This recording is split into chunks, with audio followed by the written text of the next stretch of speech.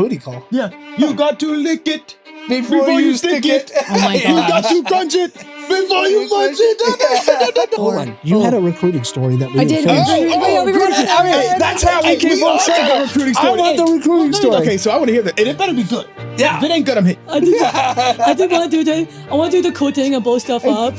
I want to be devil dog. Dustin's going to be conveniently missing for the next episode. You take that into account. I just turned 20 years old. And to be cuddled and to be groped without my permission, that was what it started with. It's the give and get lottery. If you give more to my church, guess what?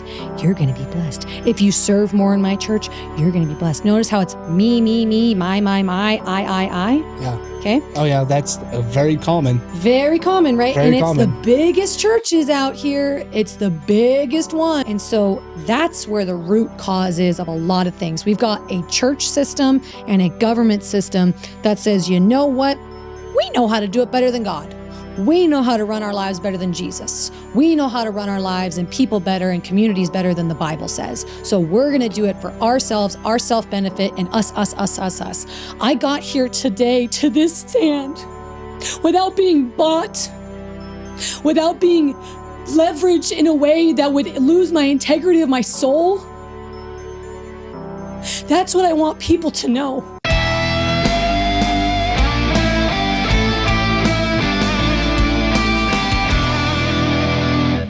Backwards from 10, or is that like something that you're not?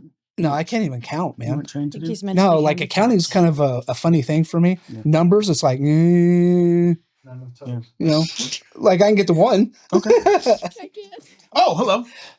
Hey, welcome to Therapy Was Full podcast. I am your most glorious host. I'm your most handsome host. And you're going to have some fun today because we have an absolutely amazing guest, somebody who transitioned out of the U.S. Marines. My sister. Wow. Not your sister. How the fuck did you have a better home than me? Because you are a bitch. Oh, fuck. Okay. Well, you know what? I'm going to work on that. Next time, I'll have a better home. Chelsey Gray, thank you for joining us today. How in the hell has it been? Well, Dustin, Terrence, it's been fucking amazing. That's all I got to say. But, to get to this moment in my life and being a female Marine Corps veteran, that's not the only thing that I'm recognized for. And that's what we're going to talk a little bit about today. But I'm a full-time business owner for Spotlight Strategies. I do business coaching and growth partnership consulting. And I also have my own podcast as well, Unhinged Success Podcast, because we all know life's a little crazy. Shameless plug. We love it. That's all I gotta say. Yeah. And I love that our mottos line up so well about being raw and unfiltered, because I think there's no better way to communicate. Transparency. I agree. Ugh. I agree. I'm Sometimes. sold. Are you? I'm sold on Did it. you I'm just sold. subscribe in your pocket? I just subscribed. I just actually subscribed mentally just now. So go check it out. Unhinged Success Podcast and Yeah. make sure you like, subscribe, and comment. This makes so much sense. I knew you were a Marine. I something when she came Really? in. Can you is there like a smell? Bro, no. You dogs over there like sniffing butts? First off, I saw you guys circling each other. It's not a It's the smell. devil dog. You remember watching Highlander? No. I know now you're 20, Brother, 25, 26? 26. Okay, 26. I'm okay. too young for that. Too young for that. Okay, but you are old enough. You're old as fuck. I didn't watch So you I didn't remember, watch it. you're going to watch Highlander. Uh-uh. Okay, so the Highlander whole series, you got these immortals, they got to do the battle and shit. But they can sense each other. When they come into the room, like they can sense each other and they like always know like when there's another one in that round. Yeah. There was only supposed to be one.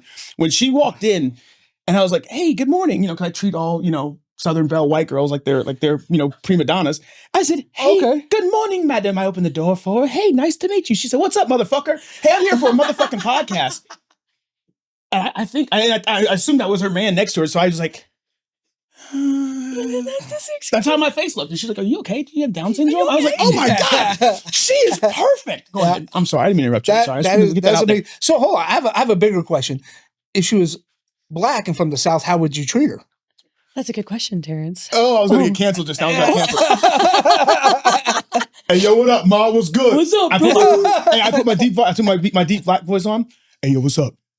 Actually funny. So everybody, when I do my cold calls, I do real estate, right? Yeah. Whenever I do my cold calls, everybody likes to play a game called what's the race the person Terrence is talking to? Oh my and I do code switch. Man. You know, it's a recruiter thing, you know, whatever, but I have to match and mirror, right? So if I called her, I'd be like, hey, good morning. This is Terrence. I'm giving you a call about your property, 123 Main Street. But if I call and it's like, hey, I'm looking for Kevin. Yeah, this is Kevin. Hey, yo, Kevin, what's up, man? Hey, man, check this out. I'm trying to see if you got this property, 123 Main Street, man. What's up with that, man? Tell me something about it. So what if they're Indian? Give me the Indian voice. You are trying hard to get me canceled today. What kind of Indian? We talking dot or feather? Oh, Dot. Dot? Oh, shit. You know what? Back to you, Chelsey. I'm so excited to hear about all of your business ventures as I try not to get canceled. Damn, you son of a bitch. I was about to start breaking out an Indian accent, so I was like, Hey, how do we go? How do you help you? Like, fuck, that's terrible. I did not know that you do I tell the you today, accent. brother, I need to know what we're doing today. Stop squeezing the juice. Brother, I don't understand what you're doing. I don't understand. I'm not going to get canceled for this. There was so I don't know if you should remember. You remember Booty Call? Booty call. Yeah. You got to lick it Before you stick it. Oh my You got gosh. to crunch it before you munch it. Yeah, that's anyway. Okay, so Chelsey, nice to meet you. That's hilarious. Yeah, we're gonna bro love all day. We are. Hold hands. Yeah. That's cute. It's okay. That's He honestly calls me sometimes to come over to his house and console him and hold him. Video chat.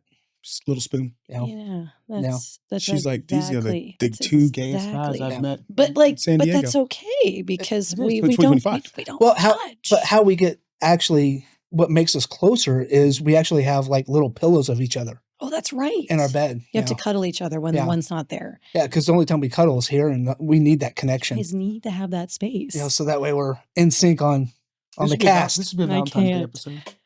So you have a number of things you do. But no, on all seriousness, I loved your energy when you came in the room. That's how I can tell a female Marine. They have a commanding presence, and they are not meant to be. If you are watching and you think you have what it takes to date or marry a female Marine, don't do it. I will tell y'all. They come with warning labels. They 100% they do. Yeah. Yeah. You want to. So what's a warning label? You want to date a woman who tells you to get your fucking ass in the kitchen and make some motherfucking eggs, bitch? Date a female Marine. There you go. I'll be a pussy, If you want your manhood constantly questioned, don't marry a female Marine. That's probably the best way to say it. And So now it makes sense why your husband has handlebar mustache. yes, He does. yes. I was going to make so many jokes.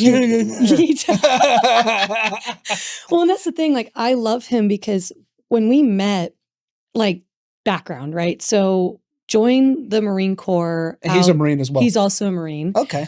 And So does it take a Marine to marry a Marine? yes, but Okay. we didn't get married until after we left the Corps. We were not some of the. Wait, did you know each other in the Corps? We did. Oh, okay. Yes. All right. Yes. And I came from a small town in Wyoming doing rodeo, barrel racing, dance, Badass fucking Yellowstone shit. gymnast. I did powerlifting. I did pole vault, high jump, hurdles, CrossFit. Were you? Here's the question though. Swimming and diver. Everyone wants to know: were you an alpha? Absolutely. Okay. And I mean, So for the recruiters out there, alpha's the ASVAB score over 50. Oh, I was an okay. 82. Yeah, I got an 82 on my ASVAB. Oh, somebody got a NAM for her. Yeah, Oh, literally, let's go. bro. Hey. Like literally, Somebody got a somebody NAM. got a nail. Somebody got a NAM. Bro. Yeah. Alpha females are the toughest thing to find, especially in the Marine Corps. Oh yeah. And I promise you. And Wait, but you said alpha, if they score 50 or above, they're an alpha? 50 above, you're an alpha. You're alpha. But that's a female designator only. No, that's male and female. Oh, so is it? over 50 makes you Mhm. an alpha. So Yeah. over 50. But 'Cause you'd be Is that surprised. just a Marine thing, or is that the whole? I don't know if the Army and the Air Force care as much. I know the Air Force cares about the scores, but for us, it's there's alpha and bravos. So Yeah. if you're a 32 to a 50, you're a bravo. Mhm. Well, 32 to 49. If you're below 32, you're a waiver. But we're not talking about that. Those are the crayon eaters. Those are the crayon eaters. Yes. Okay. We put them in admin. They go. They And go motor- there. Wait, you And- put them in and motor- charge of and the motor T. paperwork? Like Motor the T. most important No, they thing do. you They do need? motor T and they go to infantry. Oh, That's what they Motor do. T. Yeah. Motor T. Motor ta. Now, Yeah. actually, you know what the funny thing is? I don't want to take away from her story because I want her to tell. Oh yeah. The crazy part is all the guys that I know that I put in specifically that are infantry, 99s on the ASVAB. Really. And I'm like, bro, like you got the opportunity for days. No. I want to go. I wanna be a door I want kicker. to be a door kicker. And I'm like, and his parents are looking, and I'm like, listen, I'm telling him this is the path you should go. It's his choice. All Want right, to know bro. my recruiter story? I do. Oh my I do. So, just to give a little context, so grew up parents divorce, crap situation, like lost everything from having the ranch and everything, from my mom's inability to be a proper steward and to be able to manage her own psychological, emotional Wait, what health does as well. what does that mean to be a proper steward?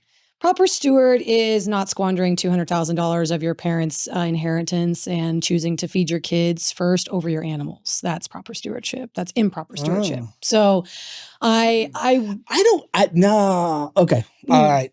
I grew up in Oklahoma, you know. But when your animals get better food than your kids do, that's a little bit of a red flag for me. Man, I think most animals get better food than the kids. Well, and that's the thing, right? Yeah, it's a fucked up thing. That's the fucked up thing, right? You look at how we're supposed to instill a strong child to grow up and feel confident in who they are, what they're going to do with themselves, the decisions that they're going to make, the people that they're going to trust, if they're going to trust themselves, if they're going to have self-esteem, if they're going to feel safe.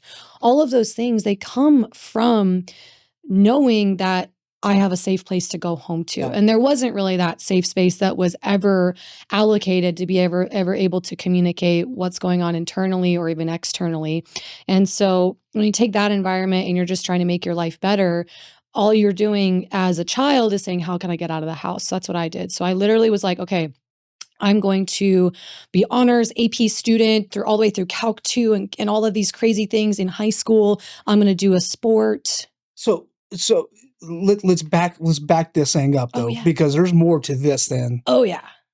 So I feel like y'all know each other. This is bullshit. Oh yeah, we do. This is bullshit. Hey, we're supposed to get to know these people at the time. I'm going. Me and her made a video together. Yeah, we did. I did the You're married, brother. Yeah, it's consent. It's consensual. Oh my god, it was a consensual video. Yeah, with the coffee. Yeah, you guys made a video with the coffee. I've been asking you to make a video with me with the coffee for years. I did.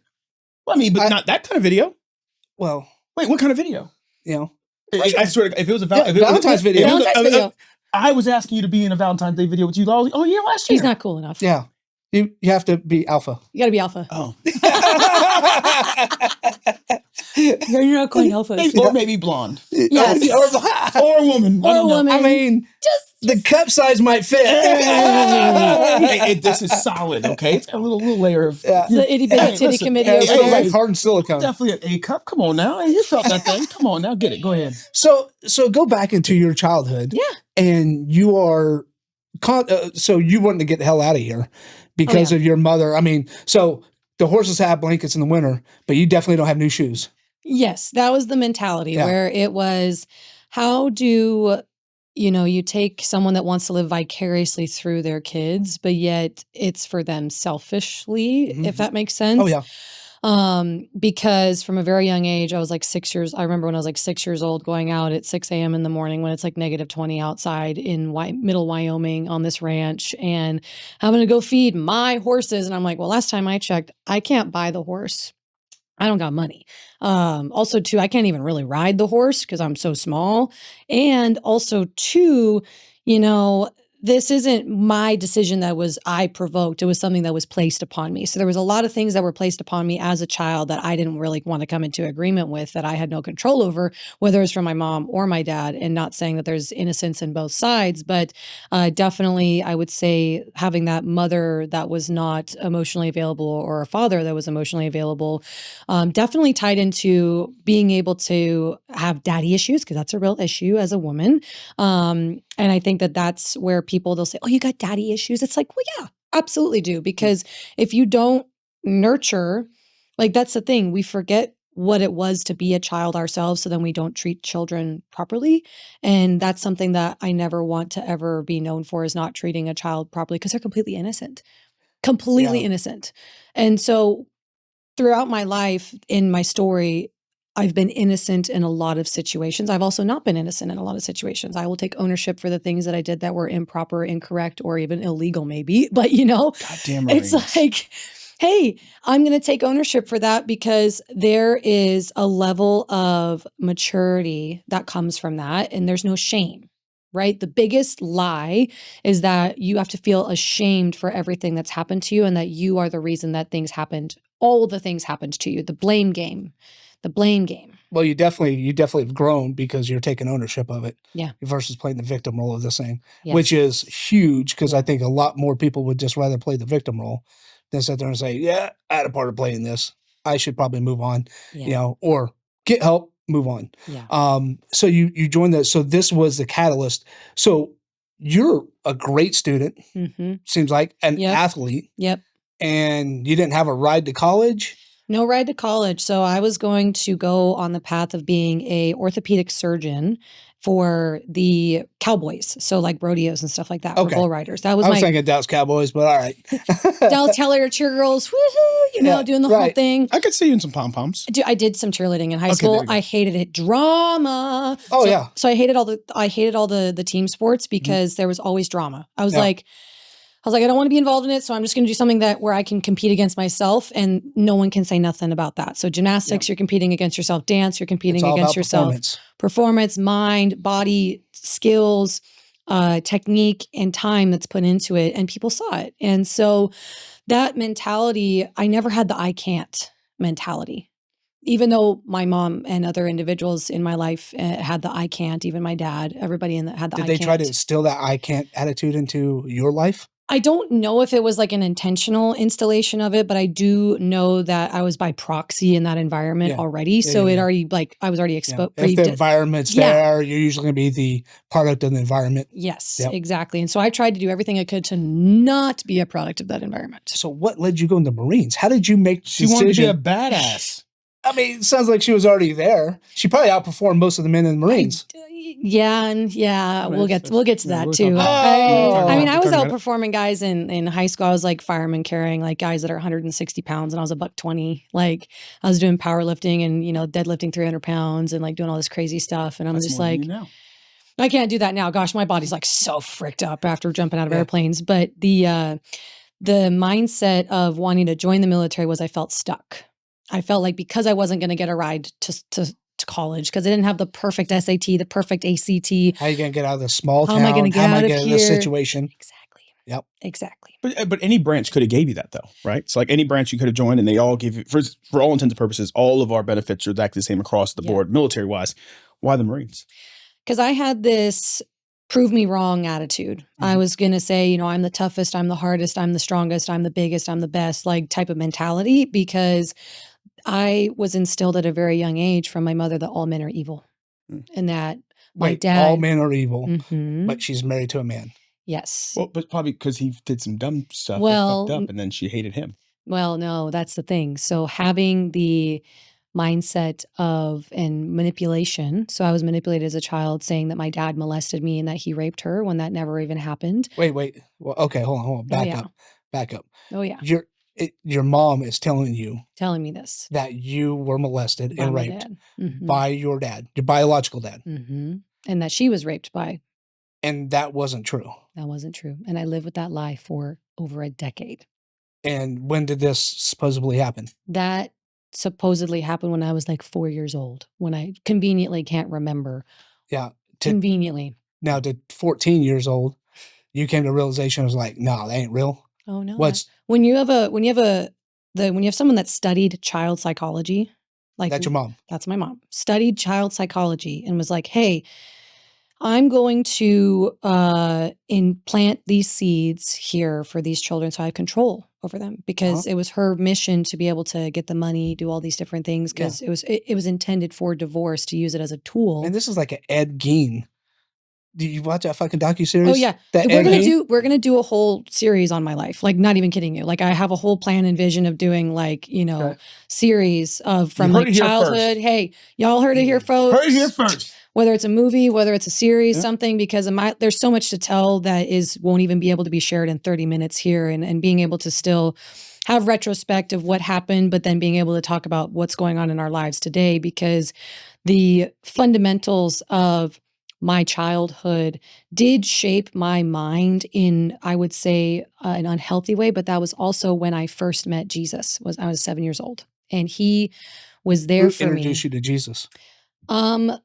I would say that we're really involved in the church, but it was like your mom and your dad. My mom and my dad. So there was like the type of people that were like worshiping on Sundays as the worship leaders. Because they needed it. But it wasn't like they go to church for forgiveness. Yes. They didn't go for repentance. They didn't go for change. They didn't go for the true relationship that you should desire. My blood is freaking boiling right now. Yeah.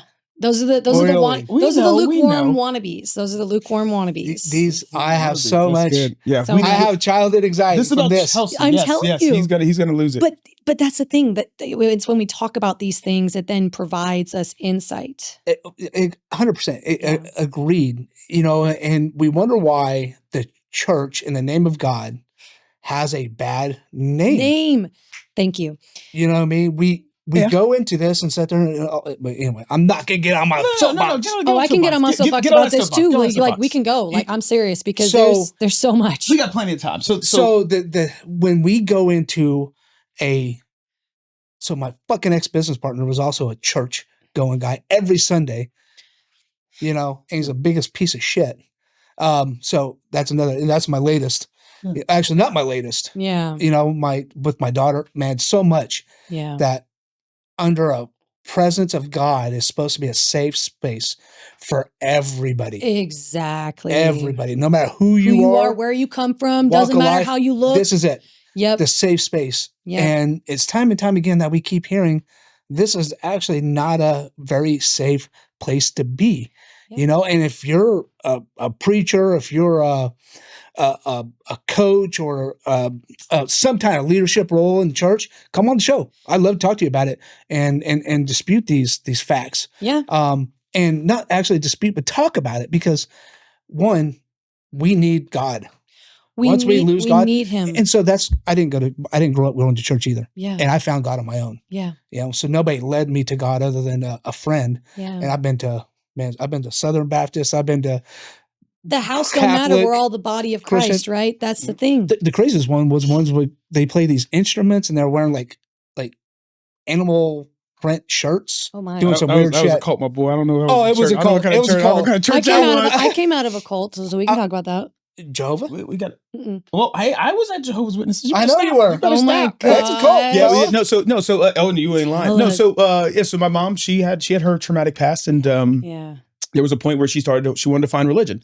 So we went with her to church, and we just kept getting dragged in them. She finally found Jehovah's Witnesses, and she committed to it. So that's what. Now we're here. We're delivering the watchtowers and the I can't think of the other ones. Watchtowers and the plains or the plantations or something like that.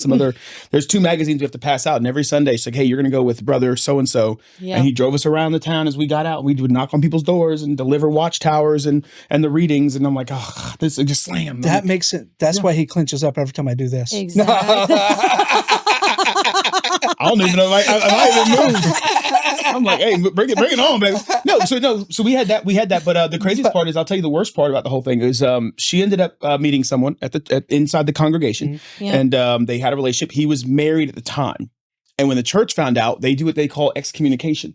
So you have to be secluded away from the congregation so you don't infect them with your sin. Yep. So inside the they congregation, do that in so many places. Oh my gosh. There's the main area where everybody sits, and in the very back of the Kingdom Halls there were these 2 rooms. Yeah. And honestly, I love going into them because we would just go to sleep because she didn't care about the viewing, or people couldn't see us. Yeah. So you sit in this room and they have a speaker system. The door's closed, it's just an open window, and you are separate from the rest of the congregation. You have to listen. Can you see out and they can't see in? Yeah. Or 2-way? What? No, you can't. Well, I mean, they can see in, but you can't. You can't an interact animal. with them. You cannot interact with the congregations because of the sinning or whatever it was until it's done. So we had to sit inside that room for, I think, almost like a year.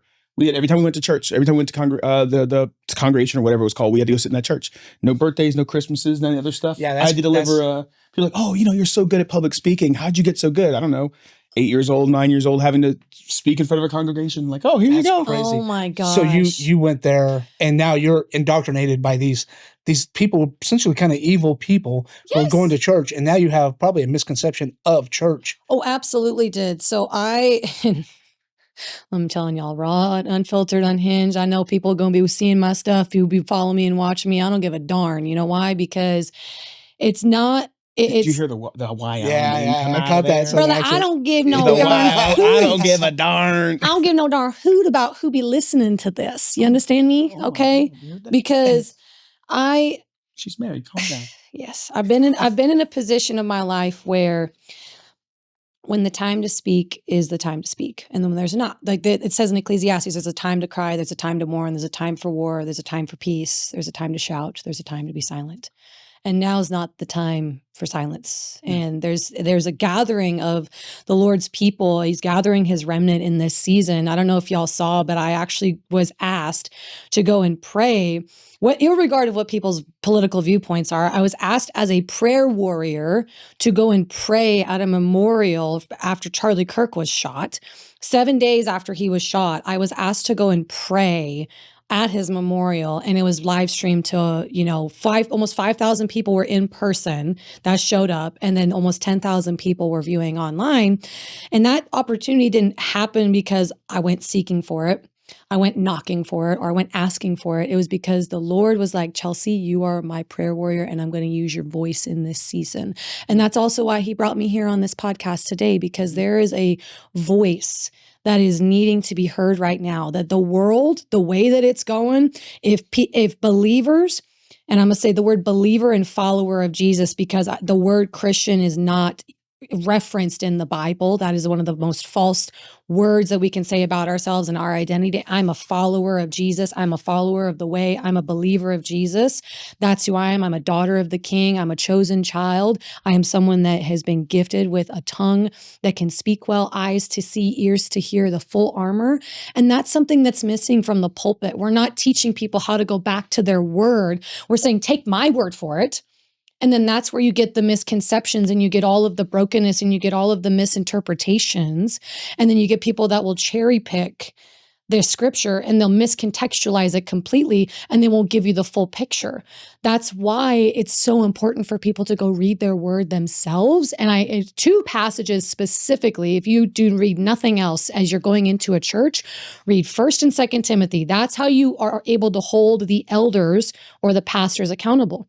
If you don't, and you go there, you're drinking the Kool-Aid, and that's your own fault. That's what I've had to experience. But I didn't know that until after the fact, after I did some growing, after I did some internal things, because I just came out of a really broken military and then hopped right into a church that was doing that. Well, but so go back to them. Oh, go ahead. Don't go back. No, yeah, we're going to the military. We're going back to the same place. We're going back. So yes. One of the funny things is, and this is as I was going through my last season, my last couple of years. Yeah.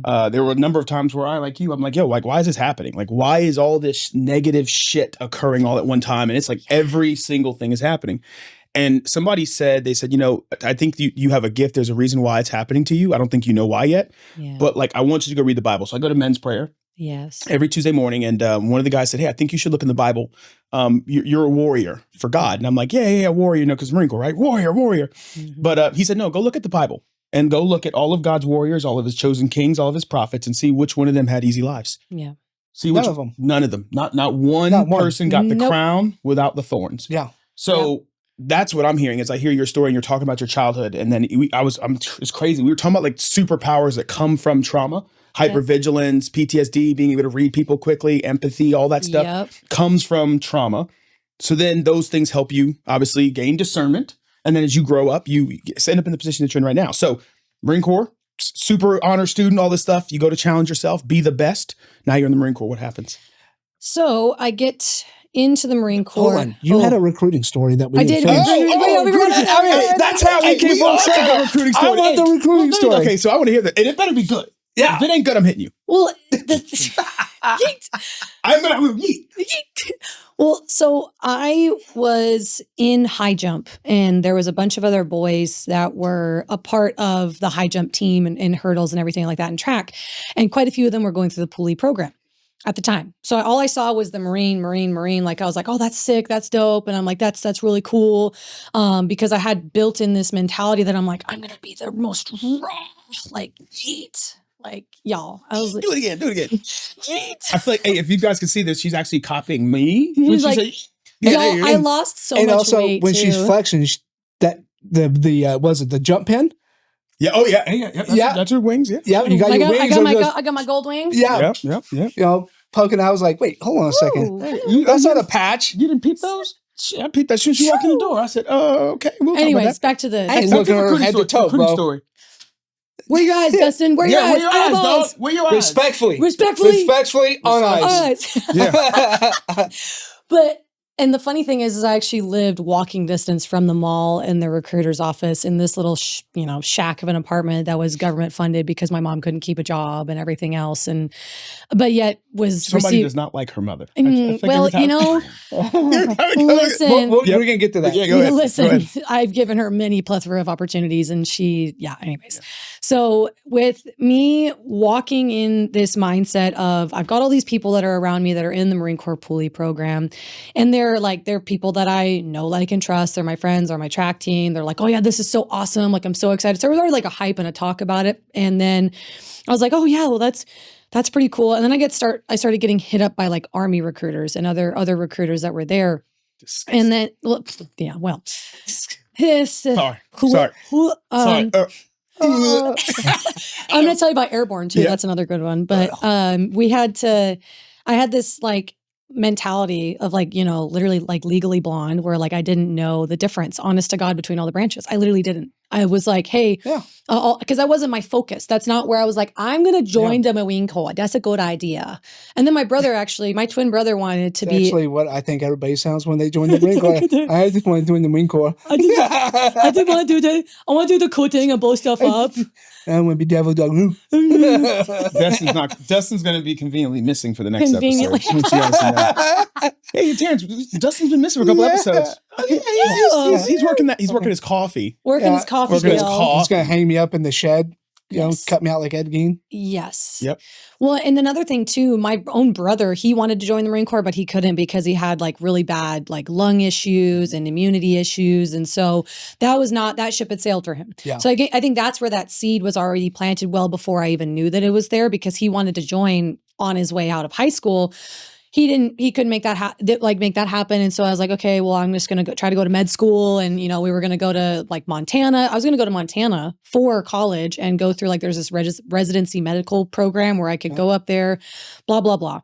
But then I get hit up by this Army recruiter, staff sergeant. I don't remember his name, but he was like, hey, we'd love to have you come by. We're at the mall. We'd love to come check out and talk about college or future. I know that's something you've been looking into.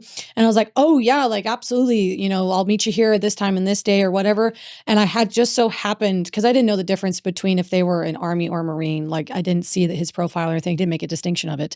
And so I'm going into the mall, and the first recruiter's office was the Marine Corps office that I saw. Just so happened by the direction that I'm walking from my apartment, right, walking through the parking lot, walking to the mall, in that very first doorway at the East Ridge Mall in Casper, Wyoming. And the very first one, I see the big navy blue, the giant Marine, the Eagle Globe and Anchor. And I'm like, and I see the inside is just this pristine, like beauty. It looked like when you look inside of like a well-developed place where it's like interior design, the nice furniture, it just looks like a nice place to be in. And you got the pull-up bar, so he really made it, the guy there made it really look like it was just this beautiful place to come in and have a conversation, right? Very welcoming. Yeah. And so I walk in there and I like have my phone and I'm like, this bald guy, I'm not going to name names, but he walks and he's like, hey, how you doing? I was like, hi, I'm looking for Staff Sergeant so-and-so. And he actually was also a Staff Sergeant, which is so funny because literally it wasn't the same Staff Sergeant that I was talking to on the phone. And I look at it, I was like, oh yeah, Staff Sergeant so-and-so. He's like, who? And I was like, this guy. And he's like, oh, that's not with us. That's the Army. But since you're here, let's have a conversation. Good call. Good job. Good job, recruiter. Good job. Literally what he did. And so we were sitting there. He's like, so what do you want to do? I was like, well, I want to be able to go to college and I want to like have a future. I want to get out of here. I want to leave. And he was like, well, there's all these different opportunities for you. Like, let's go be an embarkation specialist. That's what he was. 0431. Mm-hmm. What is that? So basically they do logistics. They deal with shipment, supply chain, all that type of stuff. With supply. Well, is that the immediate female MOS they put them in? No, but he wanted me to go into it for some whatever reason. Because that's what he could talk about the most. That's what he could talk about the most. Because that was his job. Oh, inside the recruiters. Yeah, literally. Welcome to Inside Recruiting 101. Oh my God. Take the thing that I know how to talk about a lot of and just stick to that one thing. Just stick to that one thing and don't do anything else. So Then I go into I get into the Marine Corps in February of 2018. So there's a lot of other stories because I want to keep a track of time. But I get Screw that clock. I screw the clock. Well, that's good for me. So, but before I actually went into the Marine Corps, but don't literally screw the clock. I'm gonna chuck. I'm gonna chuck my tea at it now because you told me not to. I'm gonna chuck it. But before I went in, so that was like 2017, and then I get out of high school. I graduate. I get a job or whatever, doing serving as a waitress because I just turned 18. And then at the job that I was serving as at a waitress, I was going to college to get college credits, so that way I could get promoted to PFC. Yeah. I was still doing CrossFit to stay fit, and then I had a job as a waitress. So it's like I was still working and still doing these things until I joined the Marine Corps in February the following year, 2018. And in that time, in December, there was a sting operation that happened at my table. And what ended up happening at Texas Roadhouse. And I was serving. It was a long day. I'd been up since 5 o'clock, been through school, done, work. I'd been at school, working out all the different things. Then I went and worked, and it was like 11 o'clock, almost 11 o'clock at night when my shift was ending, or 10 o'clock, and these last table comes in, and they're like, "Oh, we want to come sit in your section." I was like, "Okay, great." And then I misread his ID, and it was 1 year off, and it was a whole sting operation by the PD, and I was fired and fined $500 because I accidentally misread someone's ID. So you served somebody alcohol unintentionally, and they're like, "It's not you intended for this." I was like, "I'm literally an 18-year-old child. Like, I don't intend for anything for and this they fined you $500? Fined me $500 and then fired me. Yep. Oh, so the state of Wyoming, yeah. Yeah, fined you. Okay. So that was fun to deal with right before I go into the Marine Corps. So basically I had a misdemeanor right before going into the Marine Corps, and I was like, really? Yeah. You can get those. Okay. Yeah. Oh, okay. That's a waiver. It's a waiver. Hey, no, still it ain't. Snap, Thanos, dog. The papers will disappear. Yeah, I didn't see nothing. I was like, okay, cool.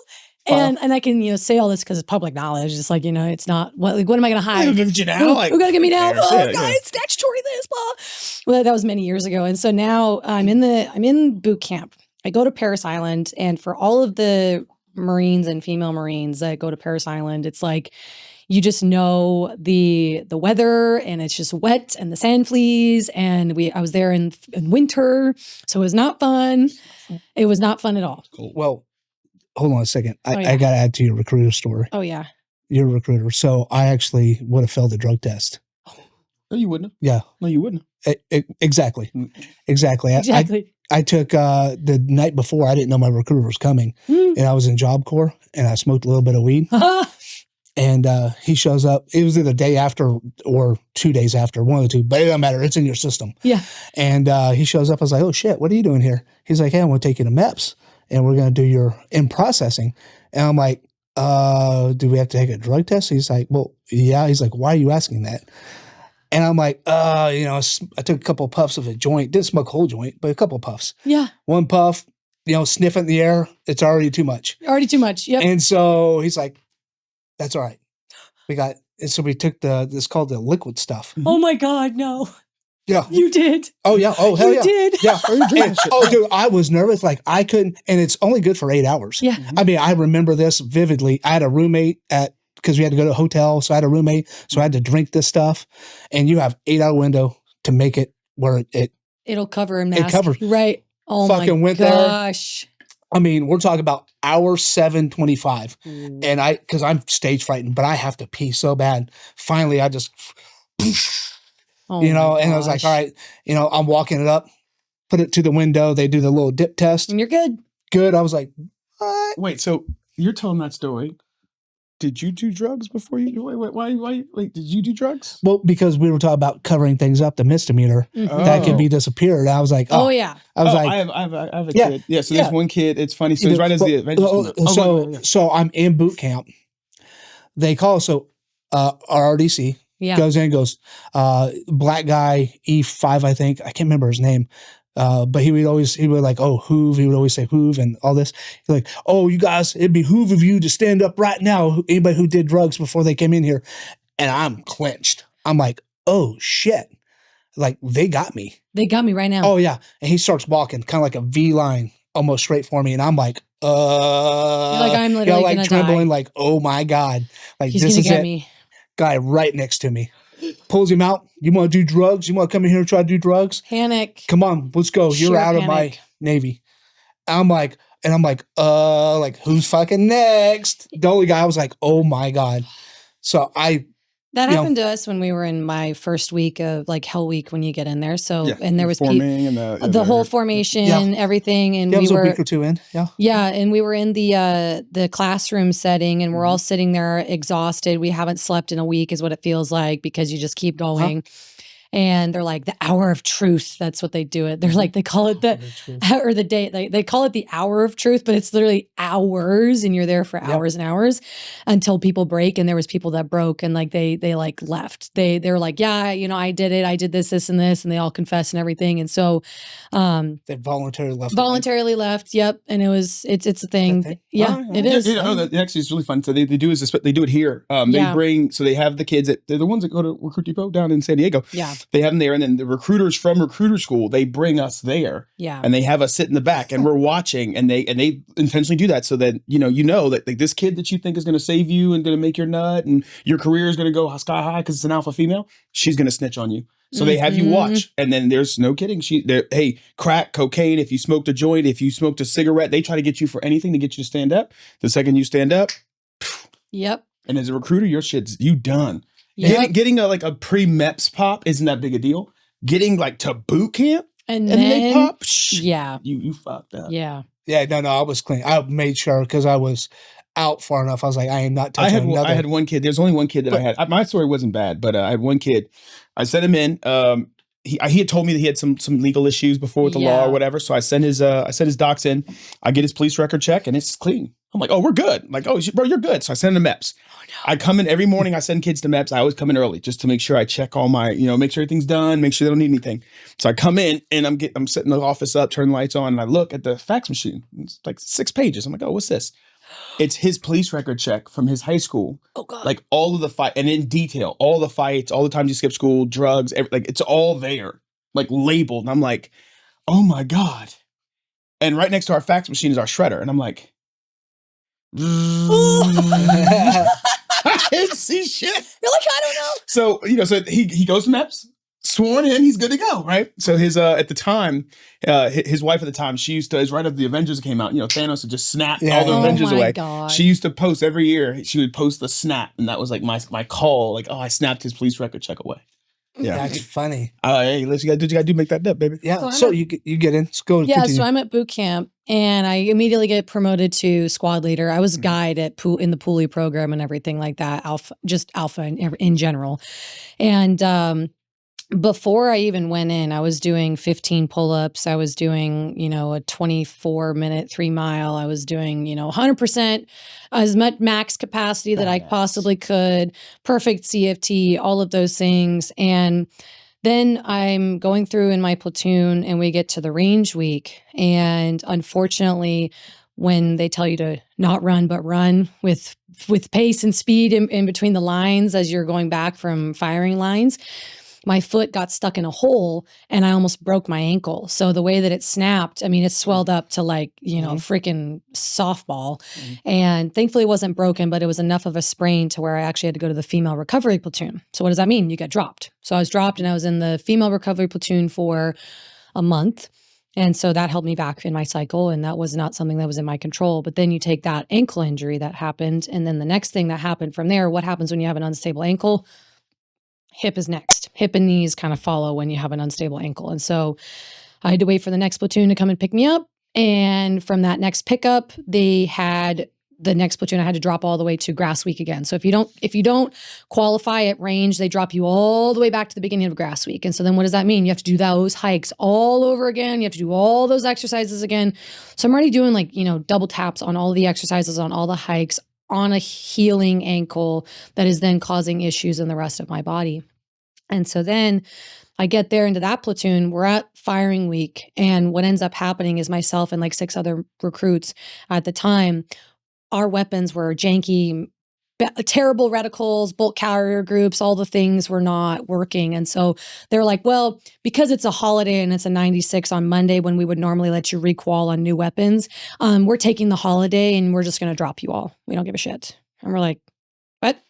Like, we're here. Like, why can't we just get new weapons? They're like, nope, we don't give a shit.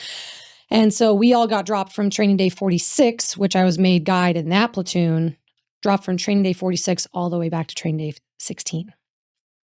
That's a big fat jump. That's a big fat jump. Big fat jump. Big fat so then I was made guide of that platoon. And for anybody who's listening, you don't want to be guide because you're responsible for everyone's shit. Everyone's shit.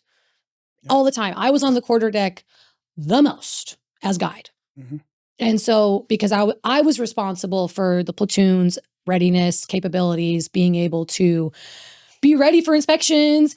I am, and not have a freaking hair out of place. And I was literally always in this position of be like guide. That they always said, be like guide. I'm like, but please. you take your true form though, because you know, going to being, you know, alpha female in sports in high school. Yeah. Now you're continuing this in boot camp. Yeah. You know, when you graduate out of boot camp, like, did you have the injuries still? Oh, You're yeah. still injured? Oh, for sure. Yeah. My hip was really messed up. It was worse. It was so worse because I did everything like 3 times. So I did the mock PFT 3 times. I did the mock CFT 3 times. I did the hike to the range 3 times. And then I also did my final PFT and my final CFT. And then plus I did the hike of the whole crucible and back. Okay. So I did all of that. What did you go into?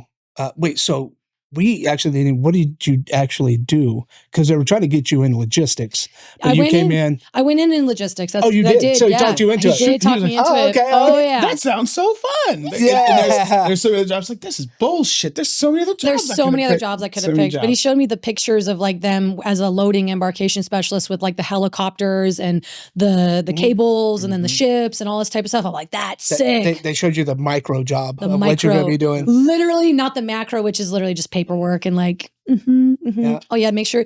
Yeah, Lance Corporal Sumakatelli from Japan didn't fill out this form properly, so now me in California is having to make sure that this is properly filled out, or having whatever. Right? That's supply chain logistics at its finest. That's interesting. Yeah. So you came in, and now this journey in, you go into it already injured. Yep. And how was that? How did that affect you getting into your first duty station? It was a lot mentally because when I graduated boot camp, I graduated top of my class, honor graduate. And then when I got into and I also got the Chelsey Pooler Award as well. So no shit. Yeah. So I was number 651 out of the hundreds of thousands of recruits that passed across the parade deck at Paris Island. And I was very proud of that. And I also received a certificate of commendation as well for my leadership. And then I get out to MCT and I'm still battling through these injuries. Now, when you have those awards, yeah, does that kind of put it's a twofold thing. Yeah. It doesn't necessarily put like a target on you. It doesn't like lead you. Because once you get out of boot camp, like really, like nobody knows, nobody cares. Well, it's not like we're staring at your record book. Now, as she's doing more things, can they look back at it and go, oh, look, she's been doing this since the beginning. Mm-hmm. But when you go to MCT, it's like the boot camp stuff is over now. Now you're kind of forming into like who you are. And then the bad part is that gap between boot camp and MCT is really short, depending on like when you actually end up going. Yeah. But it's just enough time for the oorah to kind of fall off. Yeah. Right? So you leave boot camp. Are we talking about a couple of days or a week or two? It's usually 2 weeks. Yeah, it's usually 2 you weeks. get PTAD. But then if you like, so when I graduated, it was so August I got there. So September, October, November, so November. Right before Thanksgiving. They have it there for you to go home. And yeah, they give you that 2 week days, motherfucker. Yeah, they give you 110 training days. Well, I was there for 6 months. Well, yeah, you were there for 110 training days is your boot camp time, and they send you on your 13 days. It's to make sure really you catch up with the cycles and like the MCTs, so the instructors can have their time off. Because now you're Marines now. You're not. But why go home? Why not go to school? You go to your combat training because every Marine has to be combat trained. Yeah, but they give you 13 days of PTAD that you're still paid. You're able to go back and you're basically able to be. That sounds like the worst fucking idea ever. It's so terrible. I liked it. I like the idea of it. I love the idea because you find it. Because so here's the problem. The problem is, and this is, and I'd love to hear this. Because why don't they? Okay. Well, because you go from training. So you go from being a recruit, which is a nobody, to now being a Marine, right? Mm-hmm. Yeah. Then you go home for that 13 days. The problem with the Marine Corps, and this is not the problem, but it's a problem with all services, but more specifically the Marine Corps. When we're all together, we're hoorah, semper fi, kill, I got your back, we're going to do this. That 13 days by yourself is just enough time for you to kind of let the real you slip in back in there. But that's what you want. Like, I don't want to have, and so we call them spotlighters. I don't want somebody who's rah, kill when they're showing up for drill every school, or they're showing up for work every week. And then the weekends are fuck turds. I want you to be who you are. So I know I can deal with you. So the 13 days is just long enough for you to slip back into fucking around with your friends, doing drugs, doing dope. Lots of kids don't even make it past boot camp. All that boot camp shit you did, 6 months, go home, smoke weed the first day. Boom, you code MCT, get the fuck out. Yeah, because they drug test you. Yeah, they're going to drug test you. Yeah. And then you go right from that to your MOS school, whatever that is. And then right to the fleet afterwards. And right to the fleet. So you don't have, you really won't take leave. Can't you change? Like, I would see that being better if you didn't do it right after boot camp. You went to combat training, then you go to MOS school. After MOS school, then you have it, because now you've been into the program long enough to hopefully break you from. Oh no, you done. They broke you just fine. Go ahead. But it's not really. I mean, because if they broke you just fine, you wouldn't have a lot of people. Bad habits, exactly. That habits creep back in, right? And there's a reason why a lot of us left our home environments, because of a lack of safety, a lack of health, a lack of function, and so then now you're going back to the dysfunction. So that's where I disagree in a sense, and so I think it's all pertinent on someone's situation. And that's exactly how I see it. Yeah, is because a lot of us join the military to leave, to extradite, get the fuck away where we're at. Yeah. We need to get out of here. Yeah. You know what I mean? You did it pretty much. I did, but mine wasn't really bad. Honestly, I enjoyed my 13 days, but I didn't change in my 13 days either. Like the values that were instilled during that boot camp time held through that short 13-day trip. And I agree. Yeah, I agree. You know what I mean? And again, because I did after A school. Mm-hmm. Well, after A school is when I went home for the couple weeks. Yep. The truth is, a lot of you won't have time. I mean, honestly, like, if you really think about it, I'll give you my perfect. So boot camp, I did 30 days home for recruiter's assistance, MCT, straight to comm school, straight from comm school, straight to Japan. I didn't take actual leave for the first year and a half, almost 2 years I was in the Marine Corps. Like, I never took leave. So the only time I had home was that 30 days right before, and then the 30 days right before I left for Japan. That was all I had, was 60 days over a 2-year period to go home. And then I was always deployed. I was always doing things. I was the same way. I didn't really take leave. Those 2 weeks I took right after A school, I went back home. That's the only time. You know why they do it? I just thought about why they would do it. Because your families came to get you. Yeah, makes sense because I went home with my mom because she picked me up from Paris Island because I didn't have a vehicle, I didn't have anything. But then once I, got out to MCT and was able to be reacclimated into the Marine Corps again after being in dysfunction and everything, it was like a hard culture shock again for me, essentially.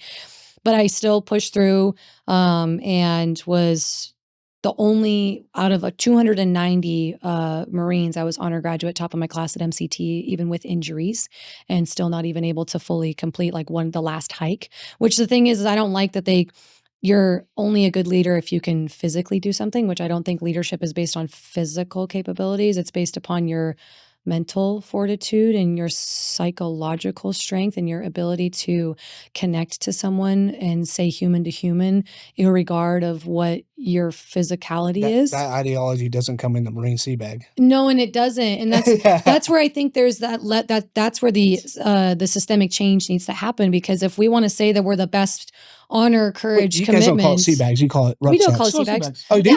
Okay. People. I didn't know. All your shit. What's a porthole? Yeah, I'll show you. Porn star. Yes. Okay. Well, I didn't know because do you guys have a rate?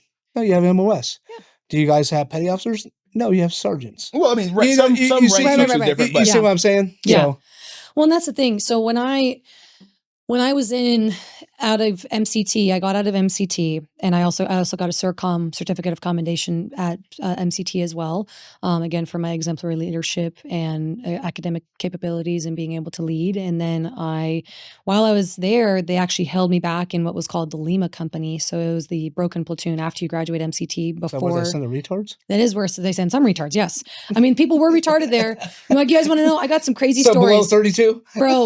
Literally, it's all like the recon drops. It's all like the MARSOC drops. It's all the people that couldn't make it through any other training. They're just in holding basically, either to get kicked out or to. I'm joking about the retards too. God. Hey, it's to okay. be reclassed. Yeah. Yes, to be reclassed. And so I get there and I'm in a position of my seat was dropped from being an embark specialist to now being an admin person because it was dropped. Like they have those special seats assignments. And so I'm sitting there, and in Lima Company specifically, there was stabbings. There was people overdosing on cough syrup. There was people like, oh yeah, like it's crazy Stabbings. Stabbings, yeah, some physical fight. Yeah, everything. I mean, yeah, that's fine. I fought too, but no, literal like stabbings. Oh, wow, like your fight's different than somebody our fights? died on the bleachers. No, I mean they're not different. They're not different. I mean, you just have like the problem.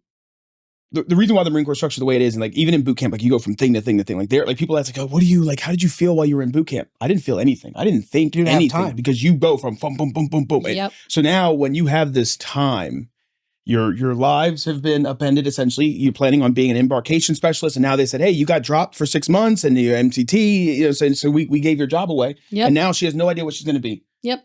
So her whole plan that was projected is now gone, and she's now angry. She's upset. She's sitting in this room with a bunch of people who really don't care about their careers. It's not just, and let's make sure we're clear on this. It's not just people who were hurt or injured on training. It's people who don't give a fuck. And really, to be honest with you, for most of the stuff that you fail in MCT, you have to not give a fuck. I mean, it's easy. It's really easy to go. It's easy. So then you take someone who, take someone like her, and it's easy. It's very easy to fall into the trap.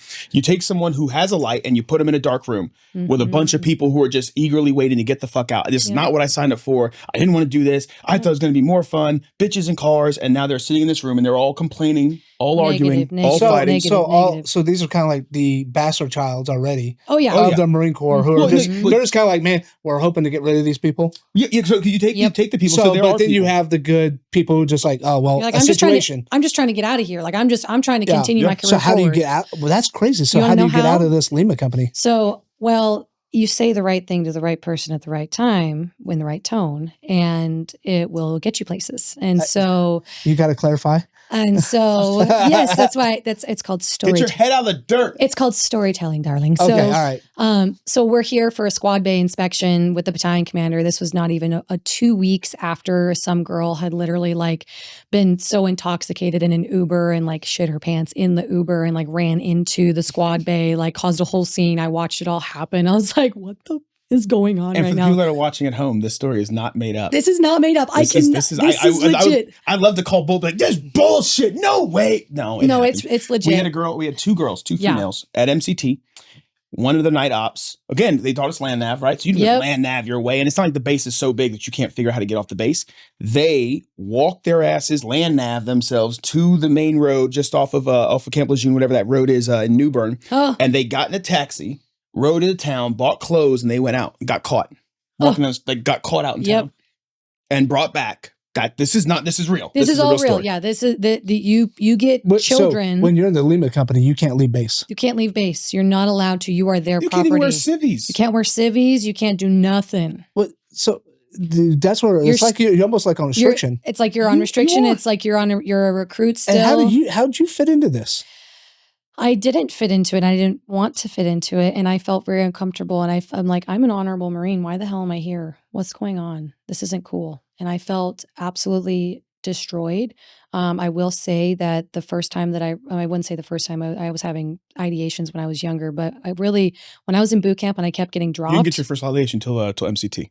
Well, no, just in case the I know, but I'm saying, but it's like in the Marine Corps is where it was established. It was like firmly established for me. I was like literally contemplating how to kill myself in boot camp. And then I was doing it again in MCT because I was like, I want to get the fuck out because what else is there for me? I'm broken physically. I'm just trying to get out. Like I just want to leave and there's no safe space for me. And it didn't feel safe. And so the battalion commander is walking by in the squad bay. He's talking to everybody, asking them, how you doing? How you doing? How you doing? And he's just the officer BC, so he doesn't know better. They don't go all the way up to lieutenant colonel and tell him exactly what's going on. They keep that shit hush hush for a reason because they know it's their heads on the chopping block. And so he's walking around and he's like, how you doing, Marine? I was like, well, sir, not too good. Not too good at all. And he's like, well, what's up, Marine? I said, well, kindly, sir, I didn't join the Marine Corps to be a paper pusher, sir. He's like, well, what do you mean? I said, well, sir, I was dropped from my original position and I was not able to have the job that I wanted. He's like, well, let's change that. I said, we can do that. He's like, absolutely. So I went down to S3 to go see his gunny. And I was like, you know what?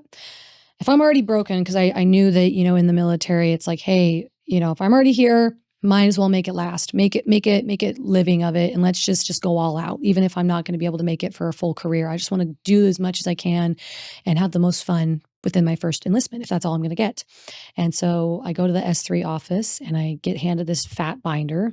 And in the binder, he gives me, right reading through the gun, he's like, what do you want to do? I was like, well, I want to do something badass. He's like, takes the binder, opens it like all the way to the back, very, very back, which is a volunteer MOS, which is parachute rigging, gold wings. And I was like, what's that? He's like, well, it's a very small volunteer MOS that not very many women get into. And I'm like, sold. I want to be some of the first, few women. Like, I'm not the first, but I wanted to be one of the few women that could like carry around those stripes, and be like one of those people. It's like, not very many women got them gold wings up there, right? So I'm saying This is true.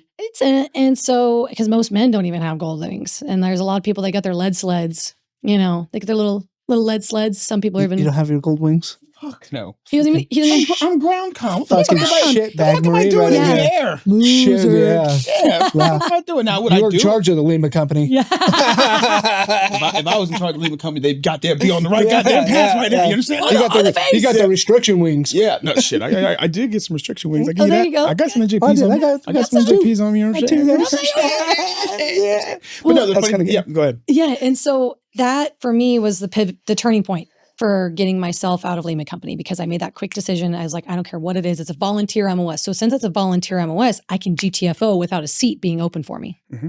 So I was able to pick. Really? Yes. Yep. So I'm able to pick that, because the school that you go to is not with the Marine Corps school. You go to Fort Lee, Virginia, where bulk fuel, and you also go over there with couple other organizations, other MOSs, but you're on Marines. With the Marines still. Yeah, you're still with Marines. Some of our trainings are But they're interconnected with the Army, actually. Yep. So I did training with the Army for the aerial delivery specialist, because Marine Corps itself does not have that specified cargo training. It's all Army.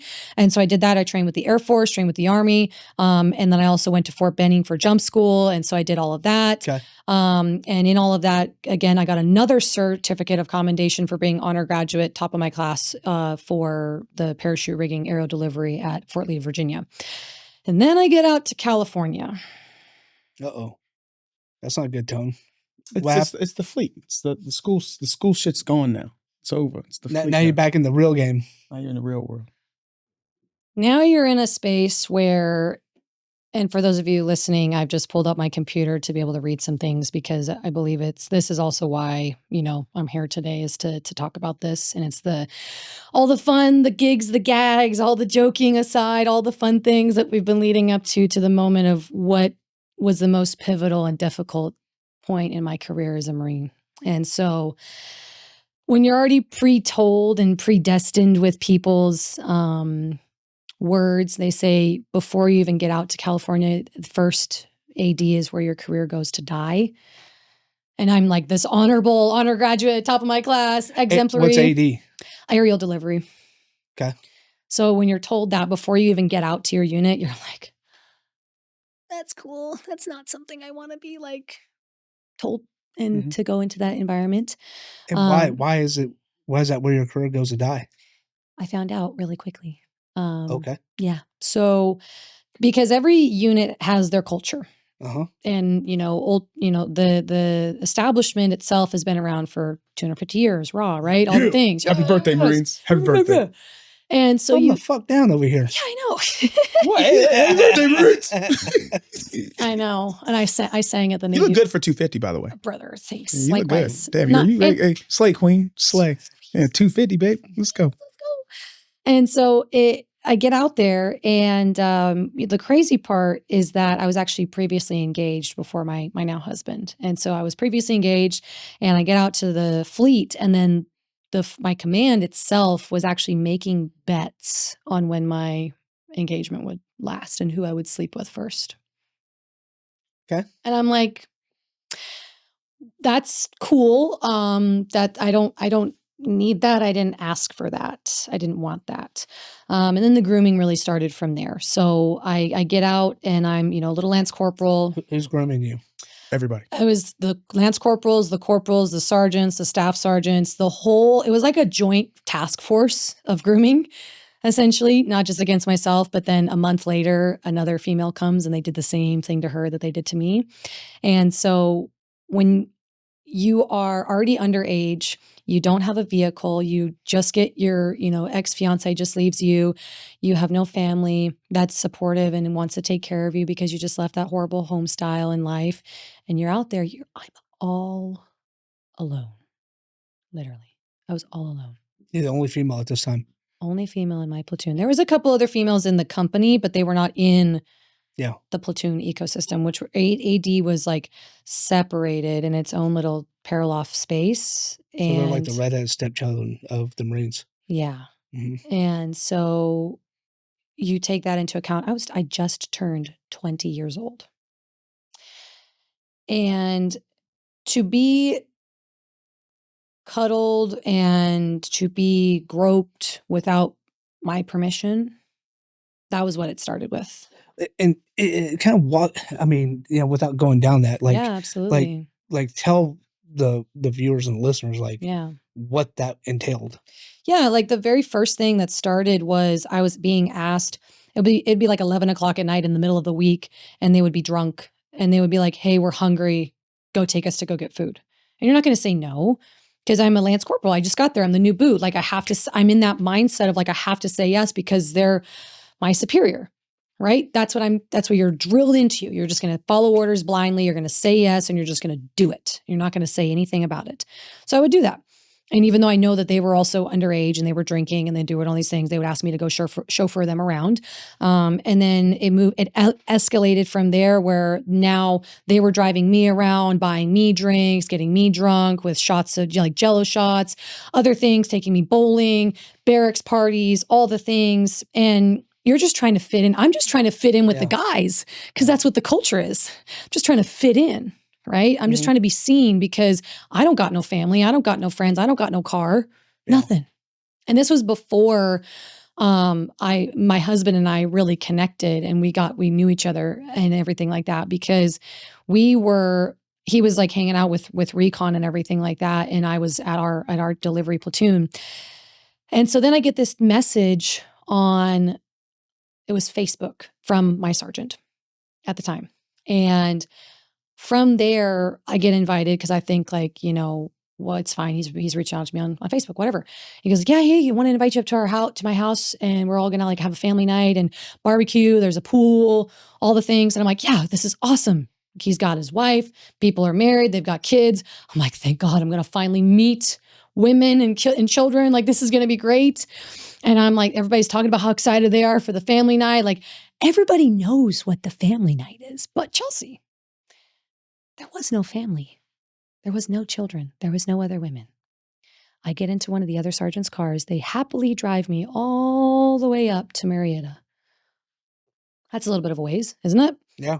Just a little bit of a ways off base. Okay. No problem. I mean, I get it. People got to go where it's cheaper. Sure. But then to get there and to see there's absolutely no other women, and I'm the only one, and I'm promised that it was like a family night. That's a little scary for me. And then I don't have. So at this time before this happened, did you feel safe in this unit? No. In this platoon? No. No. So you didn't even feel safe going into this. No. Other than reassurance of like, okay, there's family, there's kids, Mm-hmm. there's a wife. Yeah. Yeah. I want to make sure that we know this for the people that are watching. If they see my reaction change and they notice I'm not talking. Mm-hmm. The problem with the Marine Corps, unfortunately, is we're the few and the proud, right? Mm-hmm. And even inside the few and the proud, there's even fewer that are actually proud, right? And then even inside the few that are actually proud, there's even fewer that actually uphold those honors and those principles and those things. So my anger and frustration right now is for you, because I wish he was lying. I wish this was all bullshit. I wish this was a fucking story. I literally, I don't know if like people are like, oh, you should bullshit on it. I mean, I can't say shit. Because the truth is there are tons of female Marines and tons of females in the military, period, but female Marines specifically that have this story. And when she was telling me the story before we had it, I knew the whole story before she even said it. She said, hey, this happened to me. I was like, oh, fuck, here we go. Let me guess. It was a sergeant that invited you somewhere. There was a gunny there. There was a staff sergeant there. They all think this shit's fucking funny. That's just, it is what it is. It wasn't the PFC that from another unit that came over and enticed you. It wasn't some guy in the alley that did something to you. It was the guy that you're supposed to be able to trust. Hey, Staff Sergeant Davis invited me to his house. This should not be an issue, right? Now, so some people go, well, if you didn't feel safe, why would you go with them? Because they're her fucking brothers. That's why she went. Because she's supposed to be safe with these people. And if you haven't been put in that environment, you won't get it. Well, but even more so than being put in that, it's not supposed, like, no matter how unsafe I feel, I'm supposed to feel a part of the team. Yeah. Like, and that's really the problem. God, I'm just gonna sit here quiet. So you go up to the house. I go to the house and there was already, drinks everywhere. There was alcohol everywhere. And you get to a place where you're like, okay, I'm just going to take a couple drinks. I'm just going to act like I'm having a good time. I don't want them to really know how scared I am because they sense that. They can sense all of that. And, then I was a really heavy, avid vapor at the time. I don't do it anymore. But I see everybody passing around vapes and everything. I'm like, okay, good, some nicotine. I'm going to be fine. And I tasted it and I'm like, that's not fucking nicotine. What the hell is this? It was THC. Can you tell me why they're just puffing and passing? Puff, puff, puff, pass? Staff sergeants, what are we doing? What are we doing? Why are we puff, puff, passing to the little junior female Marine that's 20 years old? I mean, why do you have it in the begin with? Why do you even have it? Yeah. I mean, that's my first question. Why do you have it in begin with? What is the purpose? What is the capital gains of bringing that when you knew the intention? They already had the intent to capture me in that sense before I even knew that was the plan. There's nowhere for you to go. There was nowhere for me to go because now I don't have a car still and everybody's either drunk or high or both. And I can't call for help. I can't. Because I don't know who is safe. Because if I've got my own staff sergeants and other relative people that are there, who is really not corrupted in the command? Who isn't? I don't know. So I'm going to keep my mouth shut and just try to, like, okay. Yep, try to survive the situation. Try to survive right now. I'm going to be like, okay. So then it goes from that situation where I'm like, okay, you know what? I'm just going to have to ride this out. I'm going to go try to enjoy the hot tub. You're just trying to do whatever you can to dissociate, right? You're just trying to be in that mind space of, this isn't really happening. This isn't real. This isn't normal. But I can't do anything about it. And I'm just going to have to ride the wave. Because when you mix alcohol and weed, it's not a good, especially when you're a little, I mean, come on. I'm not a very big girl. And so you take that. Not going to take much. And so, not only that, but the risk of something added to your drink. Correct. Which I didn't even know if there was. And there probably actually was because I blacked out way too quickly. And I was like, this is getting very scary. And was nauseous, vomiting, was going into the bathroom. And then the sergeant that, messaged me, brought and invited me to his house. He was in the bathroom and like holding my hair back. I'm like, okay, thank God. Like, someone's actually here to like, help me. Right. And I remember him saying, hey guys, Chelsea's not feeling very well. I'm going to take her upstairs and put her to bed. And remember the tan carpet. I remember the black sex swing in his corner in his room. I remember the red satin sheets. I remember the mirror. I remember looking at myself in the mirror with him behind me as I'm about to go and be put on this bed and not have a thing to do or say about it and what my choice is. And was he already engaged in? Yeah. So there was from us transferring from the hot tub and coming back to the house, because not everybody went to the hot tub. It was like 8 or 9 of us that were at the house. By the time we got back from the hot tub, there was bags and bags of drugs all on the table. There was LSD, ecstasy, Molly, cocaine. There was laser shows going on. People were gloving, doing all the rave stuff. That's how I got introduced to really hard drugs, was because of all of that. And that is not something that I ever wanted to be exposed to. I never purchased the drugs. I never was seeking to You find. didn't have to. They're there for They you. were already there. Yeah. And the guy that raped me, he literally was pushing and moving. He was very well known in the drug space, very well known, and was moving it across all of Camp Pendleton, Fallbrook, Oceanside, Tijuana, all these places. And it wasn't just him. It was a joint operation with corpsmen and other people that he knew that were mules and moving stuff across the border and everything. And so from that moment, I was then labeled as a dishonorable Marine, because from that situation of being raped and in this drug environment, if you don't take the drugs, then we're going to tell on you. We're going to blackmail you. Can't trust you. All that type of stuff. Yeah, but they raped you. But they raped me. Yeah. Yeah. And it was the one sergeant that I know of, right? Because once you black out, like you don't know. You have no idea. And then it's like, and then you wake up the next morning and you're like, what the fuck? Like, that was just a fever dream. There's no way that was real. So then you really start to dissociate in your mind. You're like, I'm going to be way out here. I'm going to try to be way out here as much as possible, because the minute I come back, it's going to be like, well, shit, like that actually happened and that was real.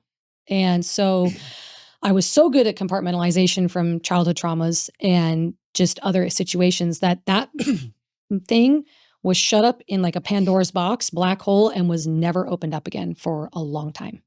So I told nobody about it for years. No reporting it. No reporting it, nothing. Because I already knew from that moment, from my sister Marine, who was in a fellow, like a different unit up in Polgus, same thing happened to her. She was harassed and assaulted. She reported it. There wasn't drugs involved, but she reported it, and they were about to go on a unit, like a pre-deployment op before they were going to go. The whole pre-deployment op was canceled. Everybody was brought into formation, and she was publicly humiliated in front of everyone for speaking up and saying what happened to her. And they said, well, guys, guess what? The whole operation's canceled because somebody wanted to go and open up their fat mouth. Now we have an investigation on our hands. So guess what? All that work that we just did prepping for this pre-deployment op, you can just say fuck off, and everybody's locked to their rooms until this investigation's over. Whatever their thing was, she attempted suicide that night. Thankfully, she's alive today, but she attempted suicide that night. Are you in contact with her tonight? I'm not in contact with her anymore, because there was a lot of stuff that her and I both had to go through, but I do see her. She's doing very well. Okay. And then actually too, in the same platoon, right, for me. So a month later, another female Marine shows up. And this has already happened. And this has already happened to me. So I was already... So you're like week 3 into this thing. Week 3 into the fleet, literally. So I flew out into the fleet May 6th, which was my birthday, actually. So I just turned 20. I'm there getting acclimated. It's not even June, right? Like it's literally in the month of May of 2019 when this happens. And then the next female Marine comes. She's 19, shows up there, and same thing. That same sergeant and the whole group right after her. Same thing that happened to me. Same thing that happened to her. So when in that atmosphere, what did they do? They just kind of like toss you aside, like you're not even there anymore. Oh no, they made sure that their control. Super nice. No, they made nice. Yeah, they made sure that control. That's what predators was do. there. Like, exactly. Jesus, it was grooming. It was let me take you out. Let me give you these drugs for free because it'll take your pain away. It's hush. It's bullshit. Yeah, how nice can we be to her to keep her from saying anything? Yep. How nice can we be to make her think like, yeah, this happened, but like we're friends, Yeah, like that type of stuff. I would never hurt you, honey. I respect you. Like I love you. I'm so proud of you. I mean, and it's not just. I don't think it's just a Marine thing. That's how most predators respond. If I take a bite out of you and I'm like, oh, I don't want you to get mad or they threaten violence. Violence. So he actually threatened. He's like, if you ever say anything, I'll send my people for you. Yeah. Yeah. And when you're involved in the he was literally involved with the fucking cartel. Did he ever get busted? Do you know? Oh yeah. So that's where. So he did get busted for the drugs? He was busted for drugs. Yes, but then. Can you say you can't say his name? You'd rather not. Yeah, I'd rather not. Probably not a good idea. Yeah, because I choose wisely what I share, how I share with names and everything like that. But I will show you all a picture. Well, off record, can you? Off record, I'll share. Oh, for sure.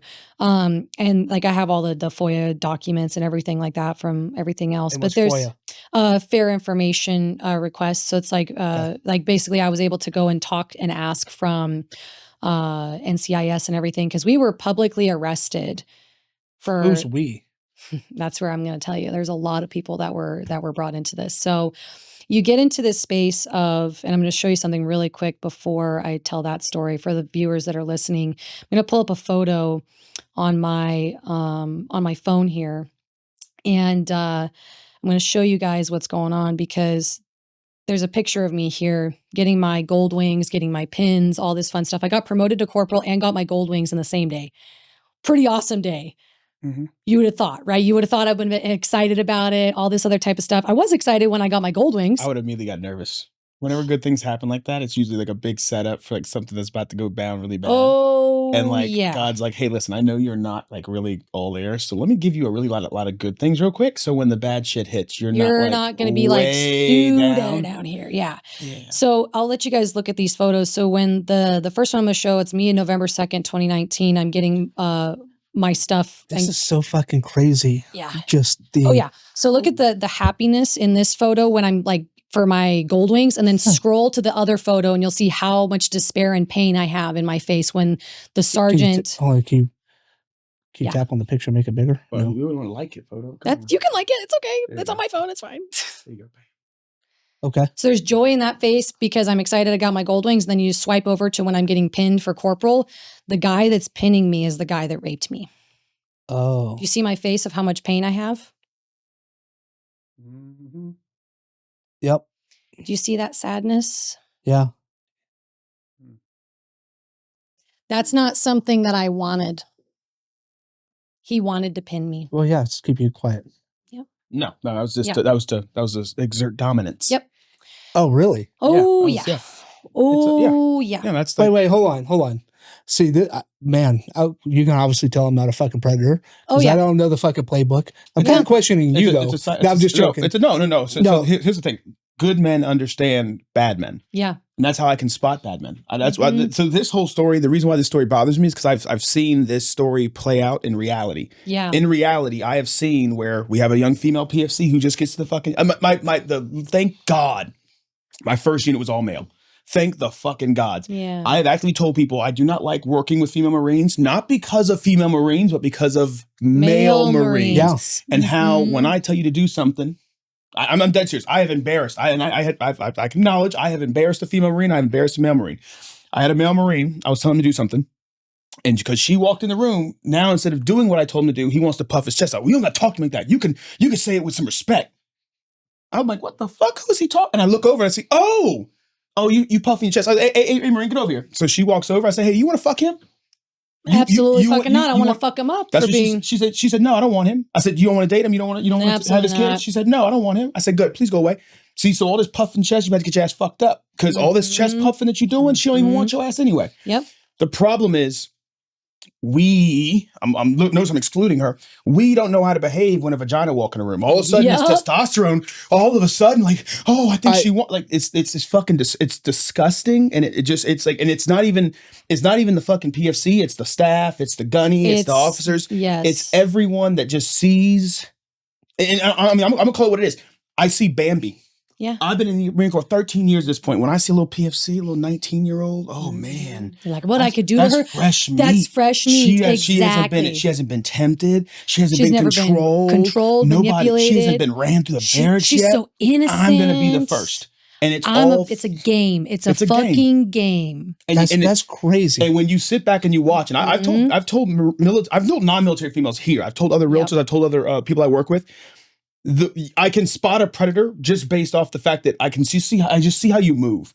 I can watch you and I can see what you're doing. I notice how, like you know, not you guys. I'm not going to use you guys. I want to put you in the spot. But like, I can see that someone is interested in somebody else. I can see, and I people watch. I love going to clubs. I love nightclubs. It's all fun until it gets packed. All of a sudden, my hypervigilance starts going off. I'm like, let me just take a step back and really just start people watching. Mm-hmm. I can tell when there's a dude who likes a girl. He's not going to tell her. This ain't the 1920s. No. Hey, I really find you attractive. Yeah, you know what he's going to do? He's going to start fondling her. He's going to start touching her. Oh my God, you're so funny, bro. Girl, you're so funny. Yeah, hey, have another drink. Have another drink. Here's another drink. So that's how you establish this barrier of breaking that barrier of that. And so when I was being cuddled without my permission. And all of these stories corroborate, by the way, everyone, for my sister Marine. We have everything that lines up from the people that did it to me. I mean, you got the male perspective over here. Exactly. Exactly. That's what I'm saying. The tragic reality. It's so terrible. And so exactly to a T, what happened to me also happened to her. Thank God my husband, Corey, he was there to where I could at least go to him for safety, but he didn't even know about the rape. He didn't even know because we were just like kind of figuring each other out if we even wanted to date or even wanted to know each other. But he was the first person that in those moments where I was just spiraling because I would go out and other sister Marines would take me out drinking to these house parties and leave me. I got ditched at a house party. And literally this guy takes me to the beach, takes his pants off and is like, suck my dick. And I said, fuck you. And I called Corey, my husband. He was my corporal at the time. And no one else answered their phone. No one else in my entire platoon. It was 3:00 in the morning. No one else answered their phone. No one. He answered. He came to me. He rescued me. He got me back to my barracks room, got me into my pajamas, put me to bed and left. And made sure my door was locked, make sure I was safe. Didn't expect a thing from me. That was something different. That was something I'd never experienced at this unit before because everybody else was, how do I take from Chelsey? How do I manipulate Chelsey? How do I use Chelsey? How do I do that? And so you take all of that and you try to rationalize your decision-making, but there is no rational decision-making because you've already been put through such a high level of trauma, which I'm actually going to pull out some statistics for everybody, okay? And this is the reason why I support the bill that I'm trying to get passed. It's called the SAVES Act S-1245. And so it's empowering survivors why Congress must pass the Service Members and Veterans Empowerment and Support Act. So this whole white paper, I will be sharing and publishing. My website's getting updated and everything like that. And I'll be sharing the link and I can share it with you guys too for anybody who wants to see it. But I did some pretty interesting, things. We'd love to add it to the, to the footnotes and everything, 100%. Yeah, because this is pretty important. And I'm just going to do like the high level stuff, but like dimensions of harm, the human cost of MST, trust and safety, power and control, intimacy in relationships, mental health, substance abuse. Yeah. Okay. So I'm going to tell you guys right now, adjusted analysis shows MST increased the odds of alcohol use disorder by 163% in men and 233% in women. Those are staggering. And MSTs, so for people who don't know. Yes, military sexual trauma. Okay. And then the odds of drug use disorder is 226% in men and 265% in women. The VA identifies substance use disorders as one of the most common consequences of military sexual trauma and provides residential treatment that addresses both trauma and addiction. No, they don't. You know why? Because I've been denied multiple times because I was given an other than honorable discharge to shut me up. Wait, hold on. You got other than honorable discharge. Oh yeah, and we're going to dig right into that. We're going to talk all about that because since the sergeant that was giving drugs to the entire platoon, the entire company, the entire command, everywhere, they knew this was going on years before I showed up, years before my sister Marine showed up. Years. Okay? So you get innocent people that are coming into the fold that might speak up and might expose it all. So shh. Stop. We gotta put so much fear of retaliation in them that they're not going to do anything, even if the records are false, even if they falsify your statements, even if they fabricate the entire story. Well, yeah, it's your career over their career. Well, exactly. And this is. I promise you, this is fact checkable. Oh yes. Every single female Marine that I ever put in the Marine Corps, I gave them the same spiel I give the male Marines. There are two things you got in this world. You got your word and your balls. That's what I tell you. You come in, you want to be a Marine. I'm going to tell you those are two things you got: your word and your balls. That's it. That's all you have in this world. Now, when I have a female Marine, a female potential poolee applicant, I say, hey, here's this is the unfair treatment of the world for that matter, but here's the Marine Corps. You, young lady, have two things in this world, your word and your balls. if you give up one, and this is the unfortunate reality of the world that you're going into. Yep. If you give up one, you lose both. Yep. You give up one, you lose both. How? If you are a liar, anyone can say they fucked you and everyone will believe them because you are a liar. I just love you, Staff Sergeant Davis. We're going to be in love. So we have a relationship, right? She's a liar. Her word is no longer good because she's a fucking Lance Corporal. Why is she fucking Staff Sergeant Davis? First off, why is Staff Sergeant Davis fucking her? Yeah. Let's be real, bro. It should be the other way around. Should be the other way because he's the leader. Yeah. Right? You would think. But instead, it's her. It's me. I'm the problem. And unfortunately, and let's go back to males because this is the unfortunate tragic reality of the world. Yeah. She gives up one, she loses both. I can give up one. I could be a liar, but you won't fuck with me because you know I'll fuck you up. Yep. I could be a bitch. I could be like, I don't want to fight anybody. That is the most trustworthy man I've ever met. He will never tell you a lie because he's a bitch. There's a reason why he won't tell you a lie because he doesn't want to get in a fight. He doesn't want to have to defend himself. So he's always going to do the right thing. I'm telling you, it's we can give up one and we can't lose the other. Wow. And they give up one, it's over. They all knew it was going on too. They knew what was going on before we even got there. That's the problem. So when we got there and they saw that there was a strong, pretty good head on a swivel person that didn't really take shit from people and was in this mindset of continuing to better myself, the honorable person, they wanted to crush me so bad that I would not say anything. And then also having all of those threats and having that mentality of we're going to what he did is the sergeant, he put us all in a group text chat to start talking about drugs in the group text chat when I didn't ask to be a part of that group text chat. And then also too, it was before iPhone had the update to where you could leave the group chat. You know how you're just stuck in a group chat and you're like, I'm trying to leave. And then it keeps populating on your phone. And I'm like, I'm trying to get the fuck out of it and I can't.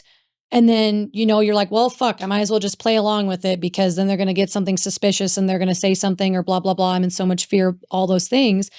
So what happens is people start talking because there was a bunch of other Marines and individuals that were popping on urinalysis all across the base. And so they started pointing one by one back to a certain Marine who was a Lance Corporal that was basically, it's like an MLM like stuff where it's like you have the Lance Corporal that's selling, but is paying a portion of the sales to the sergeant, and then the sergeant's paying.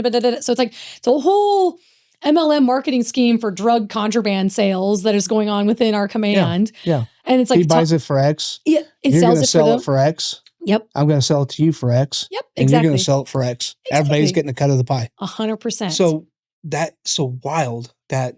Well, it's not that wild. Yeah. I mean, I'm going back to my fleet days. Yeah. And that's not too wild, to be honest with you. Because there was a prostitute ring on the ship. Oh, for sure. It's yeah. All right, and guess who was in charge of it? The chief a female chief who's an MA, Master at Arms. You know what I mean? Like military police. So it's that's the bad rap about other women in the military, That's the thing. But you actually never bought the woman, which was even crazy. You just bought the condom. Oh my God. What? Yeah. That's you never bought the woman. You always bought the condom. I bought the condom. Yeah. So you would pay X amount for the condom. Mm-hmm. And I knew one, there's one dude, so he was Navy. Him and a girl, one of the girls he worked with, they would in Japan in Oki, he would only pimp her out to Japanese dudes. Yeah. Little handsome, little Latina, little thick black girl. He would pimp them out to Japanese dudes. And I was like, what the fuck? And I asked her, I was like, yo, what are you doing? Why are you doing this? And she's like, I mean, it's extra money. And of course, when I joined, E2, E3 in the Marine Corps, you was making maybe a G a month. Terrible. So she's like, bro, fuck you. Yeah. Bro, I saw the base pay chart when I went, the fuck these PFCs making money? I think my take home was $480 a month. Oh my gosh. We were getting dog water. But no, so the crazy part is these, for the people that are watching at home or listening, if you're not military, the idea that all these people that join the military, these upstanding citizens of the world and all these things is not true. No. And for every single branch, this is across the branches. There's always these seedy people who stay in. And the bad part is, damn, there's an adage we say in the Marine Corps. It was something about good leaders don't, good leaders something. What was it? It was. it's like it's the good ones that always leave. It's like the good ones always get out. Because you don't want to be a part of that shit. No. You don't want to see that shit. And then there's no. Yeah. Like, so here's the thing. Like, let me take devil's advocate real quick, and let me go in on this young Marine here who was engaging in these things. Part of me could very much say, hey, you know what? You could have gone another command. You could have done. You could have. The problem though is even if she you could nope. She 100% could have. The problem though is, well, what if that guy is also trying, and not even if he's attached to them, he wants to make sure he covers that staff's on his ass. So that's what I'm saying. That's what I said. I don't see that. I don't see that door being. But that's what I'm supposed to say. What I'm supposed to say is, come on, Marine, you could have done more. Why didn't you? I'm so disappointed in you. How could you have done this? You let this happen. She's reading my mind right now. They literally so. Yes. Just let it out. Hey, she's like, hey, I'm here now. Hey, I'm here with this shit. Let's go. But no, the truth is that's what she knows what I'm supposed to say. What I'm supposed to say is, this is you, conduct unbecoming. You could have done this, and you could have said that, and you should have been a better Marine. And the honor, courage, commitment. The problem though is it's easy. Like my thing with most people nowadays is it's easy to say that shit on your fucking soapbox when you ain't in the position. Yeah. The truth is you don't know what the fuck you would have done. Situational awareness. There was no situational awareness, and people. I've had multiple times come against me in my integrity saying, you have situational integrity. No, I don't. I am here to say today, I don't have situational integrity. I have the mindset of I'm in survival and I'm going to do whatever the fuck I need to do to make sure that I'm protected. You're just seeing a sea of dudes and not knowing who you can trust. Exactly. And then I'm thousands of miles away from home. I don't have a vehicle that works very well. Well, you don't have a good support structure at home. Don't have a good support structure at home. I have no safety net because guess what? I don't know who in the command is corrupted. Okay. No one is safe besides Corey. Corey doesn't even know that I was raped, but we're just all bandwagoning it, going to raves together, doing all this shit because we think that that's going to be the safest way for us to like ride under the line. And then literally it's the ones that were in it the longest that started pointing fingers at the youngest junior Marine saying they were the ones that were doing a whole drug kingpin operation. They were selling to me. They were manufacturing. They were distributing to all of everybody. When in reality, I was just trying not to get my fucking head cut off or kill myself. That's the picture that they portrayed it as with all the junior Marines as soon as he put us all in. That's an easy discoverable. Oh, no. No. When you're instilled with... There's a who's that female Hold on, Terrence. Let me finish this. Let me finish this because this is... Love it. But respectfully, shut the fuck up. I'm on a soapbox. Soapbox. Fuck up, Dustin. Let me tell you something. And so I get into this mode. Okay, now we're going to get into a different accent because I tell you what. Okay, bro. I tell you what. We're in this moment right now, and I don't understand why so many people... Yes, anyways, I could just go on that. Anyways, so many people in that moment wanted a scapegoat, and Chris got a scapegoat. And I'm not going to say his last name, but this guy got a scapegoat. And he literally was like, hey, you know what? We're all going to just scapegoat all the junior Marines because that's the right thing to do. Because guess what?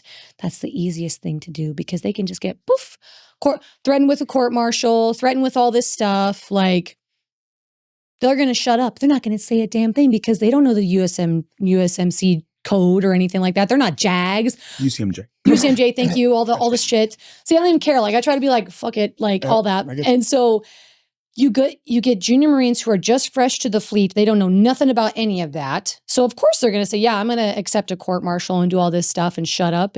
But the thing is the way that they handled it, they arrested all of us in front of our entire platoon. They put me and about 12 other people in zip tie handcuffs. The guys that came and showed up at our platoon, they were like, all masked up, NCIS, CID. For those of you who are watching, like they've got their whole black mask covers. You can just see their eyes, full flak, full Kevlar gear, like ready to go and do like the cartel, what is it? What's Sicario? They look like freaking Sicarios that were there, and they like had to spread them against the wall. They're like, put your hands on the wall, put your hands on the wall. And I'm like, what the fuck is going on right now? And I'm like literally panicking because I get called back to company for them to do that to me. And then we go and we're interrogated for 8 to 10 hours. No food, no water, okay? And we're sitting there at NCIS. They take all our phones. They keep us all away from each other. And we're all frightened as fuck because the guy that raped me was, abusing and raping my sister and was selling to everybody, made sure that he planted his flag and his threats and control and saying, if you tell anybody, and I know I will see your statements. They give me your statements. It's not anonymous. I'll know who ratted and I'll fucking kill you. That's what he said. So when you're that young, what are you going to do? You're going to believe him because he's got the bags of drugs from Tijuana and Amsterdam, and he's moving them and shaking them across all the base. You're going to do everything you can to protect him. So your statements are going to match that. And then you're going to go through a place where you are publicly humiliated again and again and again and again to a point where fuck it all. I just want to be done. I just want to be over it. And by this time, I was already on a bunch of prescription painkillers and pain meds and everything that was there for my physical injuries after jumping and landing out of planes 21 times, doing my knees, my back, my hips, my shoulders. I mean, everything. I'm just screwed to the pooch, basically. And so then about 6 months later from that arrest, that was in November of 2019, I then get into a place where we can't leave base because we're on restriction and ADSEP pending. And I was like, I want to be done. I just want to send it and be done. And so booked an Airbnb off base when I was in this moment of, okay, I don't really care what happens. I really don't, if I come back or not. And I ended up overdosing. I didn't care. And when you're in that moment of being on gabapentin, Xanaflex, tizanidine, Flexeril, Cymbalta, Atarax, so I was on 6 medications. The doses were enough to put both of you on your ass. Flexeril will fuck you up. Bro, and I was on... I get angry on Flexeril. Dude, I was on literally like 2.3 grams of gabapentin a day. Where in my body is that going to go? Where, honest to God, other than just get me super fucking high. So that's the failure of leadership on the medical side, okay? And then now you've got me already apt to this environment of drugs, which I read the statistics, 265% increase. And then, if it's already there, and here you go, sweet pea, just drink from this. Here you go. Just take that real quick. And so it put me in this perspective of, this is it. My life is over. I don't care. I don't want to be here anymore. And after the overdose, I actually was, I got brought back by Jesus. He brought me back to life. Only him that I'm here because of that. And I was still, under the substance. Like, you don't just, if you overdose and you're on substance, you're just not magically off the substance. You're still riding that wave. And when I was going in and out of that consciousness, coming back and everything, before my heart stopped, I literally watched my life flash before my eyes. I watched myself as I was laying in the bed, but I was yet astral projected into this space of, I was in a hospital bed and my whole family was around me. But then all these memories were flashing before my eyes and I wasn't really in control of what was going on. I wasn't physically there. I was in the spirit. And I literally watched myself die. And I saw nothing but black emptiness. I saw nothing but emptiness, complete emptiness. And I felt so cold. I felt so alone. I felt so unwanted. And then I heard the Lord say, be still and know that I am with you. That's all that I heard. That was the only time I've ever audibly heard his comforting, deep voice. And you're going through this alone. Yeah. Corey was with me when the overdose happened. Oh, he was? He was there. He was there. And so that's a thing where we shared that, and with him being there, thankfully he was there, because if no one was there, who knows what would have happened, right? But then from there, and this is being raw and unfiltered and real, and I don't care, like, if people want to call me crazy, yeah, I went to the psych ward for 5 days after literally overdosing and seeing. It's kind of what happens when you try to commit suicide. Exactly. And so I went to the psych ward, went there, and didn't see any. I saw literal demons in the psych ward. I mean, it was like scary. Like, I was in the spaces and places where you have people that will literally take their shit and smear it on the walls and like do like crazy stuff. Like, that's where I was at. And I was like, I'm literally even more alone than I was before. This is insane. This is absolutely insane. And then I guess from there, they took me from the private sector to Balboa, which was on Balboa. Yeah. And that's when not even 48 hours after I get released from Balboa, I got NJP'd. No one asked, how are you, Marine? You just came out of the psych ward. How you doing, Marine? Nobody cared. They wanted that to happen. They allowed that to happen. And then I was put on restriction for 30 days. And then husband now, he went to the brig because he was all caught up in the same investigation. And he was there when the overdose happened. And so they just threw him in the brig for 30 days. And I was on restriction. And then we both got out 3 days apart in the middle of COVID, 2019 or 2020. And didn't know what the future was going to look like. You both got other than honorables? Both got other than honorables. Wow. Mm-hmm. That is just fucking nuts. Mm-hmm. You know, I would like to think we're better than that. You know what I mean? And to hear that is heartbreaking. Mm-hmm. You know, we're supposed to be the best. Supposed to be. And I get we all come through some background and some troubled background. But to hear that is the environment, man. I know, man. He's you can tell he's sick. I'm sick. Mm-hmm. I don't know where, you know, how do you reach? I'm glad Corey was there for you. Mm-hmm. You know, because of if he wasn't, who knows what happened? You might not be here today. I wouldn't. I know. You know, that. so I'm 100% glad Corey was there by your side. Unfortunately, you guys kind of went through that same thing together. He came and rescued me, and it was December 3rd when I was literally ready to just end it. How was the treatment after you got out? Like, because, and again, I don't know. Yeah. I had access to no care. I was denied. Because other than honorable. And I fought, and I've been fighting.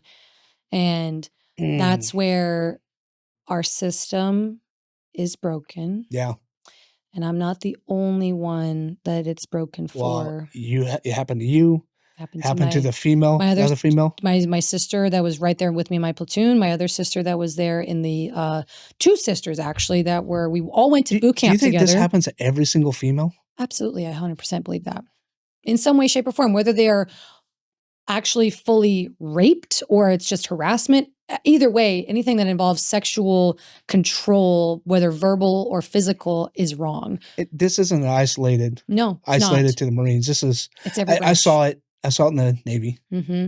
Yeah, but I think that oh God, it's not isolated to the Marines. So I don't think it's just a Marine issue. No, but we are the ones that pride ourselves on like standing up when others don't. Yeah, and we don't. Mm-hmm. That's the inner compartmentalization that's happening in me right now. As I'm going, okay, just take it out. Mm-hmm. Just bury that anger. Don't get upset. And my feelings and my emotions are welling. I can feel it. It's right here at this point now. Yeah. And it's just like disgust for your command, number one. Mm-hmm. Because even if you were, I mean, let me again, devil's advocate. Always. You were involved in that shit. You were doing those things. I can't even I'm trying to say you're a fuck up. But I can't, because then if I take the initial catalyst, because to your point, that's what happens. When you take someone who has this experience, this traumatic experience, I don't get to dictate how you respond and come back from that. Mm-hmm. Chelsey Puller says you're not a real Marine until you get NJP'd. And they never made any sense to me. I was like, that's the stupidest shit I ever heard. Then I got NJP'd. I was angry. I was bitter for about 5 minutes. Mm-hmm. I looked in the mirror and I said, fuck, there's Lance Corporal Davis again. I fucked up. I made some bad decisions. Mm-hmm. Okay, but I can come back from this. This isn't the end of the world. I'm fucking Lance Corporal Davis. I've been Lance Corporal Davis. I'll get back to Corporal. It's no big deal. Mm-hmm. And I went back to my day. I was angry. Whoever's barracks that room is, I apologize. But you fucking destroyed that fucking room. And you know who it was? And then I put it all back together again. I was like, holy shit. And then I watched a Marine, meritorious Lance Corporal, meritorious Corporal, was on his way to meritorious Sergeant, fucking the prima donna of the unit. He was the guy. The Marine that got popped for getting drunk out in the village of Camp Schwab. He walked into a village. They arrested him. They charged a duty for dereliction of duty because he let him go out. And he turned into an absolute turd. Fuck the Marine Corps, fuck this. It wasn't my fault. It's my duty to make sure I take care of the Marine, but it's not my fault because he should be responsible. But you're the fucking duty. Yeah. They busted his ass and he turned into a fucking turd, would smoke on duty, would stop showing up for duty, started going UA. They ended up kicking him out. Yep. You were the fucking belle of the ball and now you're a piece of shit. That's who you were the whole time. Yeah. But because we were giving you these accolades, these sitcoms, these things, it's like, look, I have value. And then now we bump you, we give you one hit, and now all of a sudden you're a piece of shit. I got a JP twice.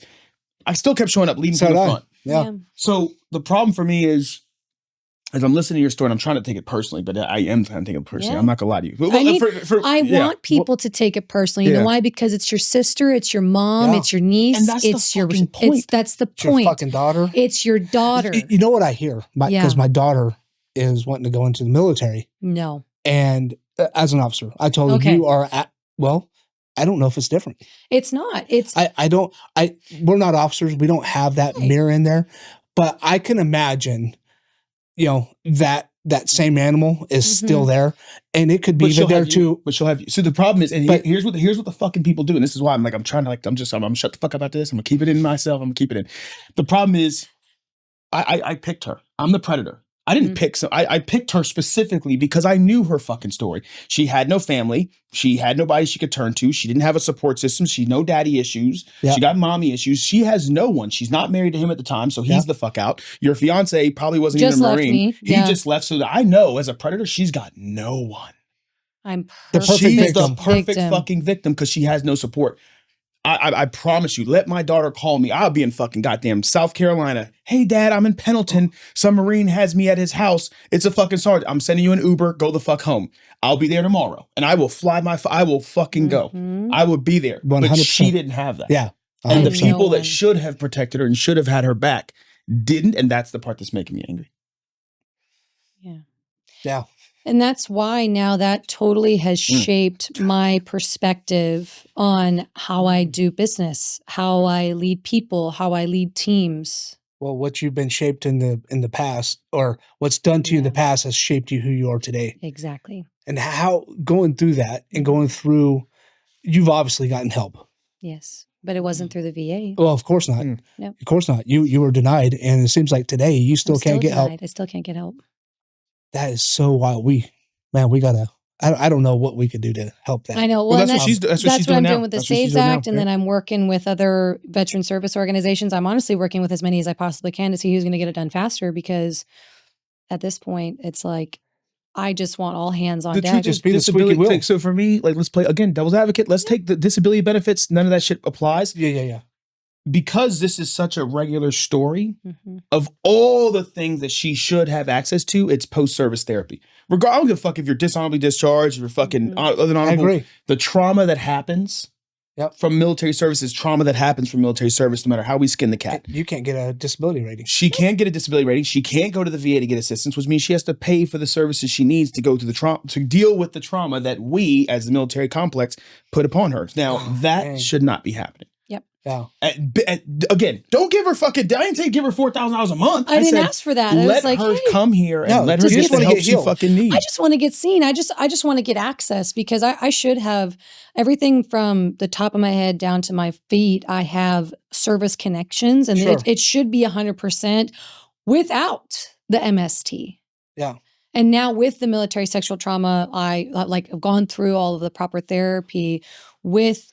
Now also being fully diagnosed, and I don't claim this as an identity over me, but it is a part of me. And once you look at it and you can accept something, that marble that's within us, right? Because as you grow, the trauma ball gets smaller and smaller and smaller to where it's not controlling your thought processes the same way, or you're able to think more clearly, or I'm able to talk about this without fully breaking down and crying, because I could if I really wanted to just go there. But it's been through a lot of one-on-one time with a therapist. I'm glad I didn't know her in the Marine Corps, man. That would have been bad.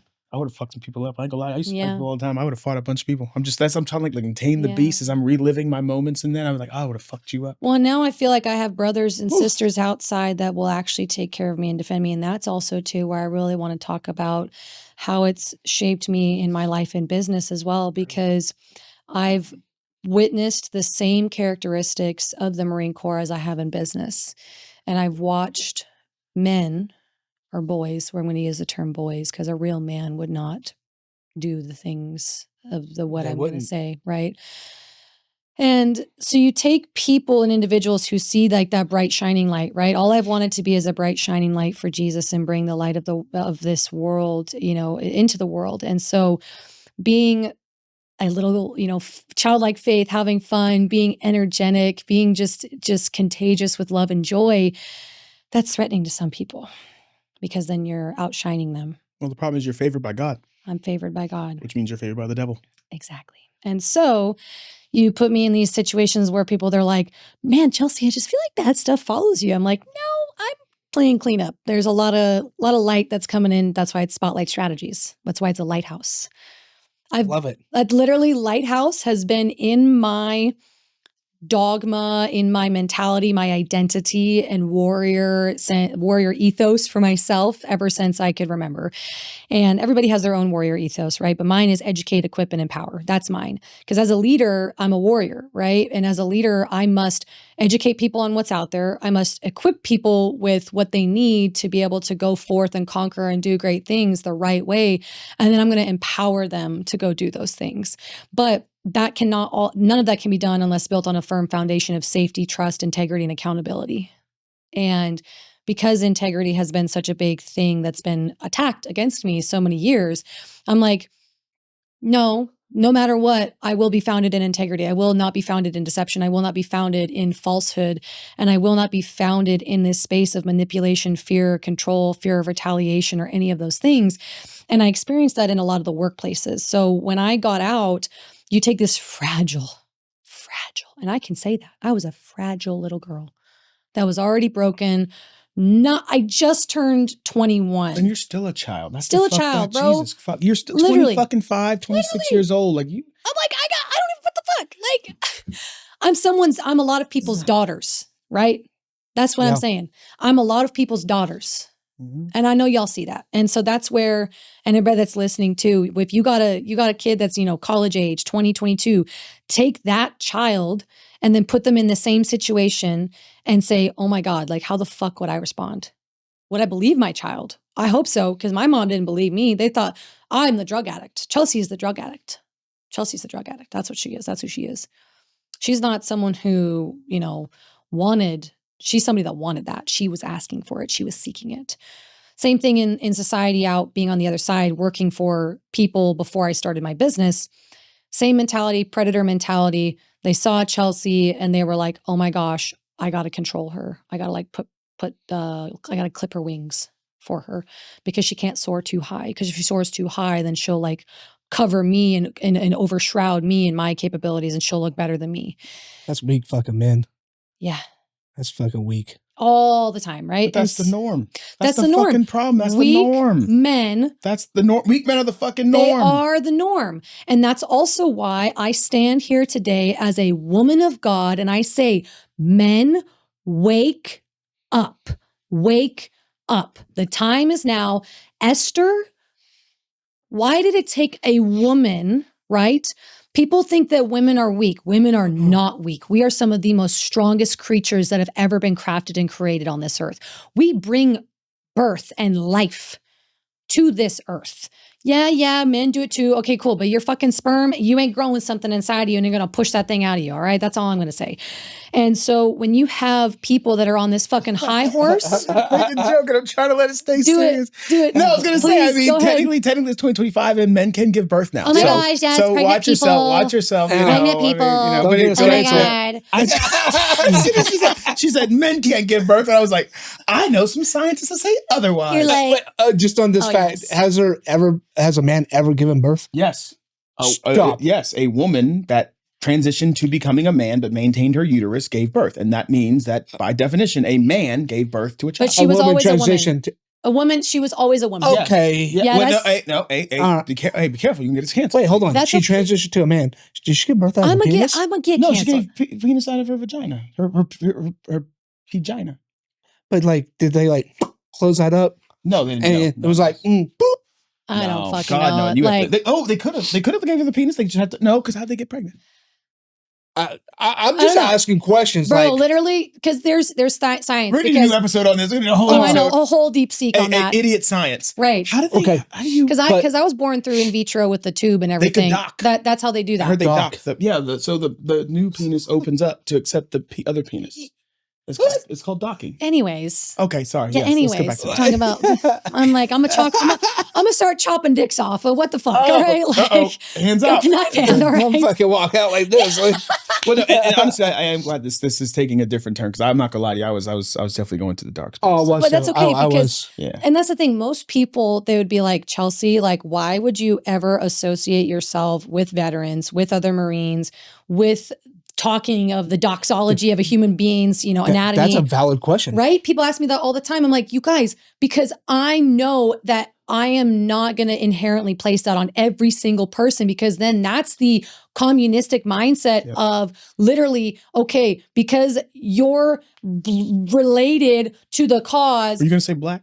No. I was gonna say it was gonna be like a communistic, mindset, whether it's the term of a Nazi mindset or a Zionist mindset, whatever that means, like communism, all those things, right? It's you are related to this person or to this entity, so you are just as bad as the person who did that to me, no matter what. So fuck all of you, I want to kill all of you and burn all of you. Yeah. That's that mindset that I don't have. Because guess what? I am healed, I'm set free, and I'm a child of God, and I believe that everyone has a second chance. But I also do know that there are boundaries. There's clear lines and boundaries that have to be placed, but I didn't know what boundaries were or how they would be placed because they were always blurred. And then when you're a child and they're always blurred, you're like, oh, what is right? What is wrong? I don't really know. And then you're dissociating and you're on substance and all those different things. And so then you get out of that space. And I finally got back into church in November of 2020. And so the church that I started going to, that's where we met. Well, like Jesus really came into our lives and was like, hey, I'm going to start doing work in you. I didn't get cleaned up right away. I didn't stop using drugs right as soon as I got out of the military, because that was my safe space. Because guess what? Jesus wasn't even made safe for me growing up, remember? So do you think I could even go in and walk into a church and feel safe inside a church? No. And then I start getting heavily involved in that church with the background that I have, with telling people the situations that I went through and being openly honest with them, being transparent, having it be twisted and used against me and gossiped, and then being excommunicated. Not because of anything that I did to anyone, but because Chelsey's just Chelsey, I guess, because her light is shining bright. She's coming into a place. I went through every single ministry of that church and highlighted where the cause and effect and issues were, not because of me saying or doing anything outside of the norm of myself of being Chelsey and bringing the light and serving and loving others and bringing Jesus into the space, but because I was a threat to what was really going on there. And that's the problem with a lot of churches. They operate from a space of, let me build my kingdom. My kingdom come, my will be done on earth as it is in heaven. So you get people in the name of Jesus that say, we're going to build all these altars. We're going to build all these altars for Jesus. And I'm like, can you take me back into the Bible where Jesus said he wants us to build all these altars? Like legitimately? Because last time I checked, Jesus said, do not store up your riches on this earth, but be storing up your riches in heaven, and to be moving from town to town and creating disciples. And to create disciples and to move from town to town is to be flexible, to be nimble, to not have much to carry. You're a nomad. You're not someone that is grounded by the physical riches and material of this earth. And so the greatest sin is idolatry. And so you get pastors that preach prosperity gospel, and they're like, we're going to cherry pick and we're going to go into this mindset of, how can I manipulate you just enough to touch on your emotions to say, guess what? It's the give and get lottery. If you give more to my church, guess what? You're going to be blessed. If you serve more in my church, you're going to be blessed. Notice how it's me, my, I. Yeah. Okay. Oh yeah, that's very common. Very common, right? Very and it's common. the biggest churches out here. It's the biggest ones, right? Right here in San Diego, across Texas, across the nation, across California, across the whole country. Okay. And so that's where the root cause is of a lot of things. We've got a church system and a government system that says, you know what? We know how to do it better than God. We know how to run our lives better than Jesus. We know how to run our lives and people better and communities better than the Bible says. So we're going to do it for ourselves, our self-benefit, and us. I got here today to this stand without being bought, without being leveraged in a way that would lose my integrity of my soul. That's what I want people to know. Because Chelsey didn't get here because she sucked someone, she fucked someone, or because she accepted a dollar amount from someone. She did all of it for service and love and compassion and wasn't about I, me. Because I've got a bunch of nieces and nephews that are, in different states and cities that I'm emotionally supporting, spiritually supporting, eventually financially supporting. I've got all of my brothers and sisters that are behind this bill, my whole network, business owners, veterans, my own family. And then then Chelsey's last. And that's the problem. Chelsey's put herself last so much. And that is where it is the season and it is the time to not put yourself last. You have to, in a sense, have that level of selfishness. And selfishness can be seen in a negative way a lot of the times. But actually, to be selfish for oneself in a moment of, if I'm not well, I'm not taken care of, then how on earth am I going to be able to go help somebody else? And then also too, then you're confronted with the facts of you're put into situations and environments where people just don't give a darn. They don't want to change.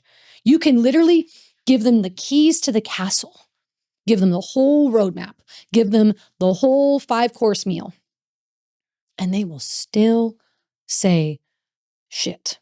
And they will still do the shit. And you know what? There's going to be people watching like, Chelsey, you're a Christian and you're cursing. Okay, listen. Who came up with curse words? We did. We give power to that. We give power to that. So if you don't give power to it, right? Because a curse word here in English is not a curse word in French.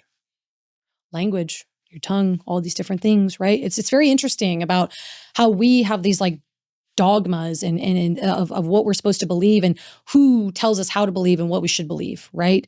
And then so when you're easily indoctrinated from the military, then you get into a church culture as a whole church culture that indoctrinates its people to give to their building because it's 501c3, they get their tax write-offs, they get their trips to Italy, they get their, Louis Vuitton bags, they get all of their nice shoes that are thousands and thousands and thousands of dollars. Thousands and thousands and thousands of dollars. Now, I'm not saying that we can't enjoy the nice things in life. That's not what I'm trying to say.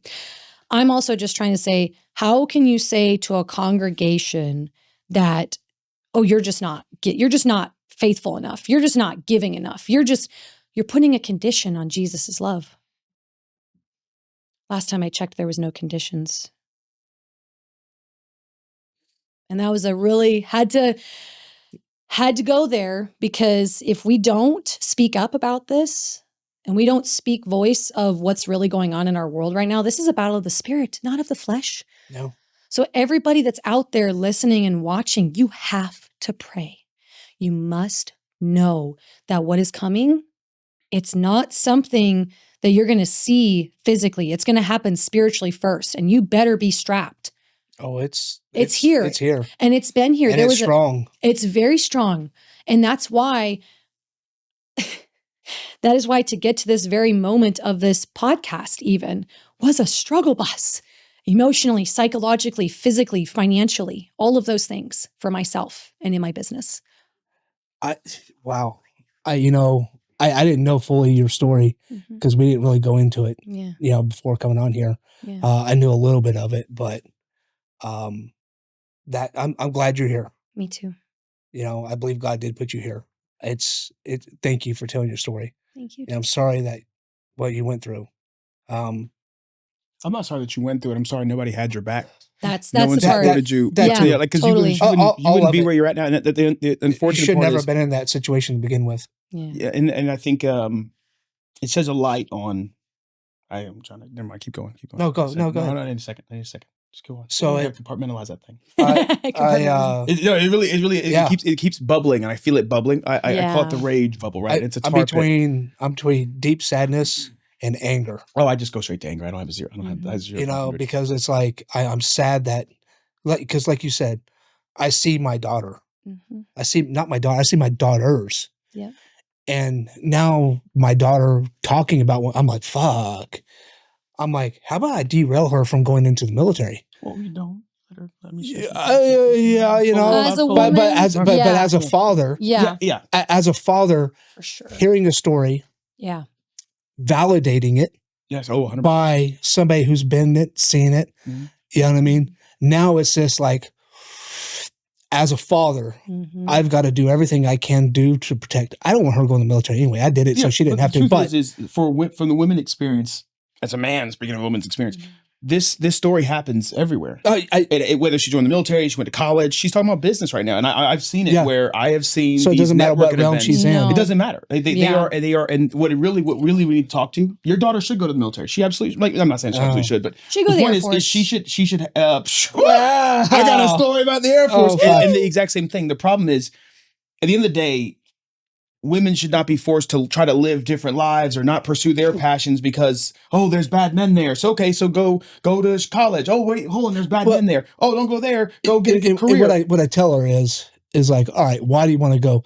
She told me some bullshit like to be a fucking loadmaster or something. What? And I'm like, loadmaster, you travel a lot. That's actually a pretty good job. No, shut the fuck up. Hey, I had a buddy who's a loadmaster. I don't need to reinforce in this right now. Yeah. What? Hey, what's she gonna do when she gets out? Work at fucking Southwest? Well, what if she retires? I don't give a shit about that. She's got to make it to it. I think she got to make it to that point. Yeah. But I'm like, no. The only way you're going in, you ain't going into low level. Like, I've done it. I've seen it. You don't need to be there. Yeah. You have an opportunity to go to school and get a degree. Guess what? Now you get to go into an officer. Now you get to go out at an advantage. Yes. And I go, well, what do you want to do? And she's like, I'll be a lawyer. I was like, but the only way you're going into military is you become a lawyer. To be a JAG. Doctor. To a pilot. Yep. A dentist. But if she decides she wants to do something different, the big thing the big thing I take from her story, and I think this is the thing that most women is what scares me. Is what happened to her scares the shit out of me. Yep. But the tragic reality goes back to the same thing. Her story is not uniquely identified just in the military. Exactly. It's all over the entirety. So really what needs to happen is more women should actually be telling their story. Yes. More women should, whether they can trust their command or whoever, there should be some level of outreach for women to come to other women. Do you have that outlet for women to come talk to you? I do. So there's a few different organizations that I'm connected to. So there's the Women Veterans on Point.org. That is one organization that I'm connected to. WomenVeteransOnPoint.org. Yep. And then they are a subsidiary of US Vets, which is one of the largest veteran service organizations of the country.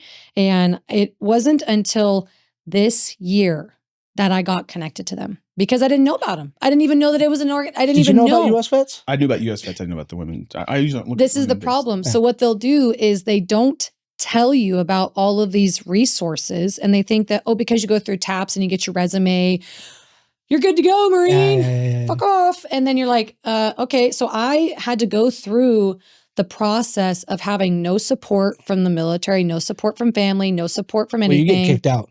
Got kicked out. We were homeless for a month, sleeping on 2 months actually, sleeping on our prior different sergeant who wasn't involved. I use air quotes with that, but he knew what was going on. We slept on his couch with him and his wife, and we're there for 2 months before we got into our first apartment in 2020. Couldn't even see the apartment because it was 2020. And so we get into our apartment, use all of our thrift savings because you have to pay 10 grand just to get into a freaking apartment in California. Yeah. And so it was like, thankfully, thanks Mussolini. Fuck you, Newsom. Bro, and I'll say it right here. I'll say it like literally, we say that we want to change California. If you really wanted to change it, you could change it. I literally sat. With redistricting. Exactly. That's going to totally help people. It's sarcasm. I couldn't tell. No, he didn't it's Dustin. It's Dustin. He didn't say anything. He didn't get in the face. I was like, is this guy? Is he an idiot? He couldn't get the sarcasm. But no, I did not pick up that sarcasm. That's okay. No, but I think the truth is there should be more women who are reaching out to these organizations that are reaching out to her. 100%. And then there's not enough of us. We need to feel safe. We have to. And protected. But in order for us to do that, let me think, because right now we're focused on the victims. Yes. In order for us to make women feel safe, there need to be more men who are calling out other men for their toxic behaviors, for their predatory bullshit. Yes. How do we do that? You do exactly this right here. fucking have their ass. I would love any one of these people. I don't even believe her story anyway. I think she's lying. If you were in her command and you, come on, come on, I've got their names. Come on over. Hey, listen, let's have a conversation. Come on over, will be brothers. nice. If you see this podcast and you think, oh, she's full of shit. She's full of shit. I know I the got story. the By all means, paperwork. bring your ass on here. All I'm I simply got say the is paperwork. all I'm gonna simply say is don't come in here with that fucking, oh, well, she was doing these things. Because again, it comes back down to the fact that even if she was pursuing, there's a level of integrity. Lance Corporal pursuing Staff Sergeant. That's it. Of course she's gonna pursue me. Motherfucker, I got a 13-year career. I got muscles. I got nice cars. I got fucking shit. She had nothing. Why wouldn't she pursue me? Mm-hmm. I'm the best fucking thing she's got available in that command, probably. So of course she's gonna fucking do it. It's on me to maintain my integrity and say, hey, listen here. Hey, listen, you're new. Let me tell you something. Yep. Shut the fuck up. Yep. Go sit your ass down. Yep. It's on you. It's not on them. It's on, she's supposed to see me and think I'm worth shit. That's why I'm trying to be worth shit. But it's on you to maintain integrity. The problem is there's not enough men who want to call out other men for their lack of integrity because we want to, that doesn't happen. It fucking does happen. Yeah, we dance. Their careers are at risk. We dance around. They call them out. Their careers fuck at risk. a career. Exactly. Just business. God damn it. You better end this episode. I'm going to It takes an act of Congress to get staff and above out. That's the problem. Yeah. That's the problem. So we have that systemic issue of really being able to hold accountable. We don't have a route and an avenue for proper due process and accountability. But you should have never made it staff in the first place. If the men had been there in the first place. So the reason why I'm focusing on military is because that's who we're trying to get to speak. Yeah. And not only if you're not only military, anybody. Yes. If you're out there in the business place and somebody's doing this, come to email. If you're out there and you're hanging out with a homeboy who thinks it's cool to go get girls drunk every weekend to go fuck them, but he ain't got the balls to simply tell him he's attracted, you hanging out with a predator. Get his ass the fuck out of there. Get his ass, call it, say something. The crazy part is like he probably isn't an actual predator. I want to give a little bit of grace. He's probably not an active predator. He's just a scared little boy who doesn't want to put himself out there. No, I don't believe that. No, I'm not saying it's all true. What I'm saying is there are some people that are just they're afraid of fucking retaliate. They're afraid of fucking goddamn be a fucking man. Just go tell her. But see, we could do this all day. The problem is, I'm so afraid of being embarrassed and being ashamed and having my ego hurt that I'd rather put her in a position to have her life questioned. And you know what the crazy part is? Fuck all the other bullshit that you went through. You know how much that makes you question yourself? Yeah. Like if I'm worth something and I think I'm hot shit and I'm supposed to do this thing, but this shit's happening to me. And everybody's essentially saying, like, I did it to myself. I mean, maybe I did ask for this. Maybe I did do this. You know what I'm saying? That makes you question your self-worth a little bit, which is what they want you to do in the fucking first place. You better end this episode. I'll keep going. I know. So where do we find you? So Spotlight Strategies is... Sorry. Spotlight Strategies is a business coaching and growth firm. And so I work with businesses to help them with their strategic planning, to help them with not just that, but to help them take their business to the next level. And that's something that has been done through relationship building. That's been done through structural building. That's been through in building a firm foundation and integrity for your business to be able to take it to that next level.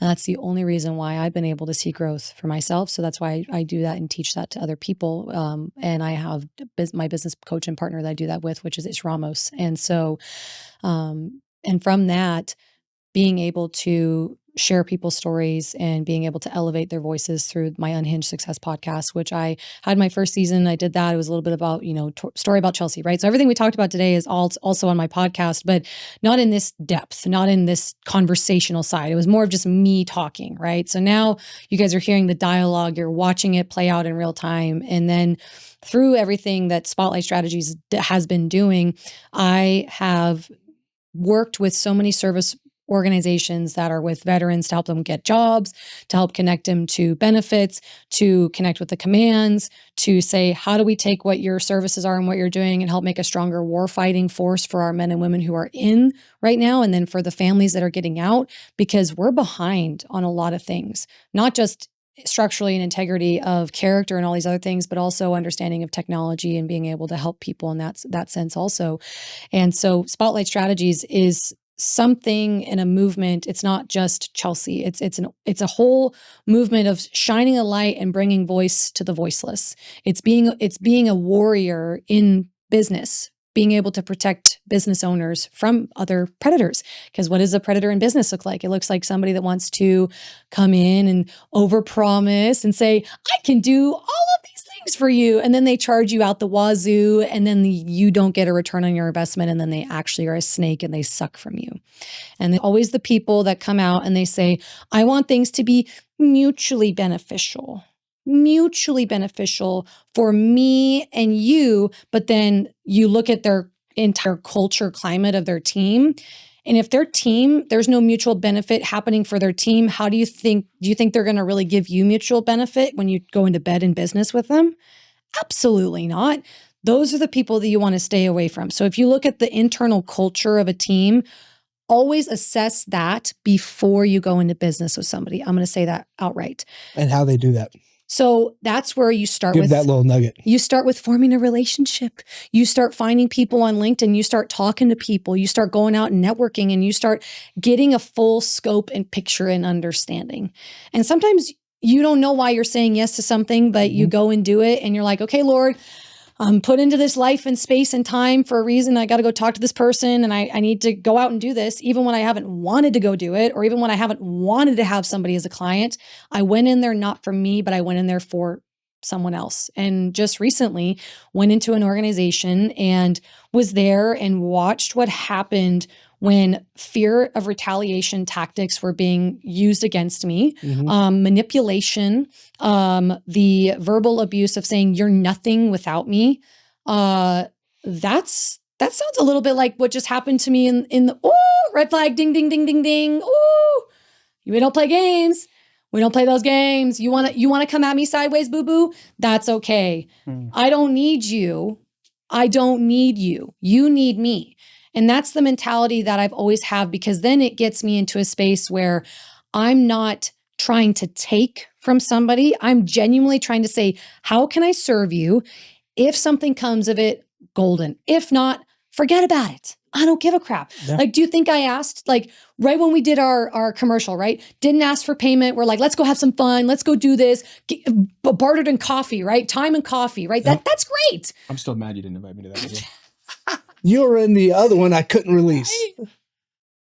I never released it. I never released it. You son of a... Why? Well, because I missed the season. And that's right. And then I wanted to do it this one, but as a friend, I didn't feel like that was right. That wasn't right. You know what I mean? To release it.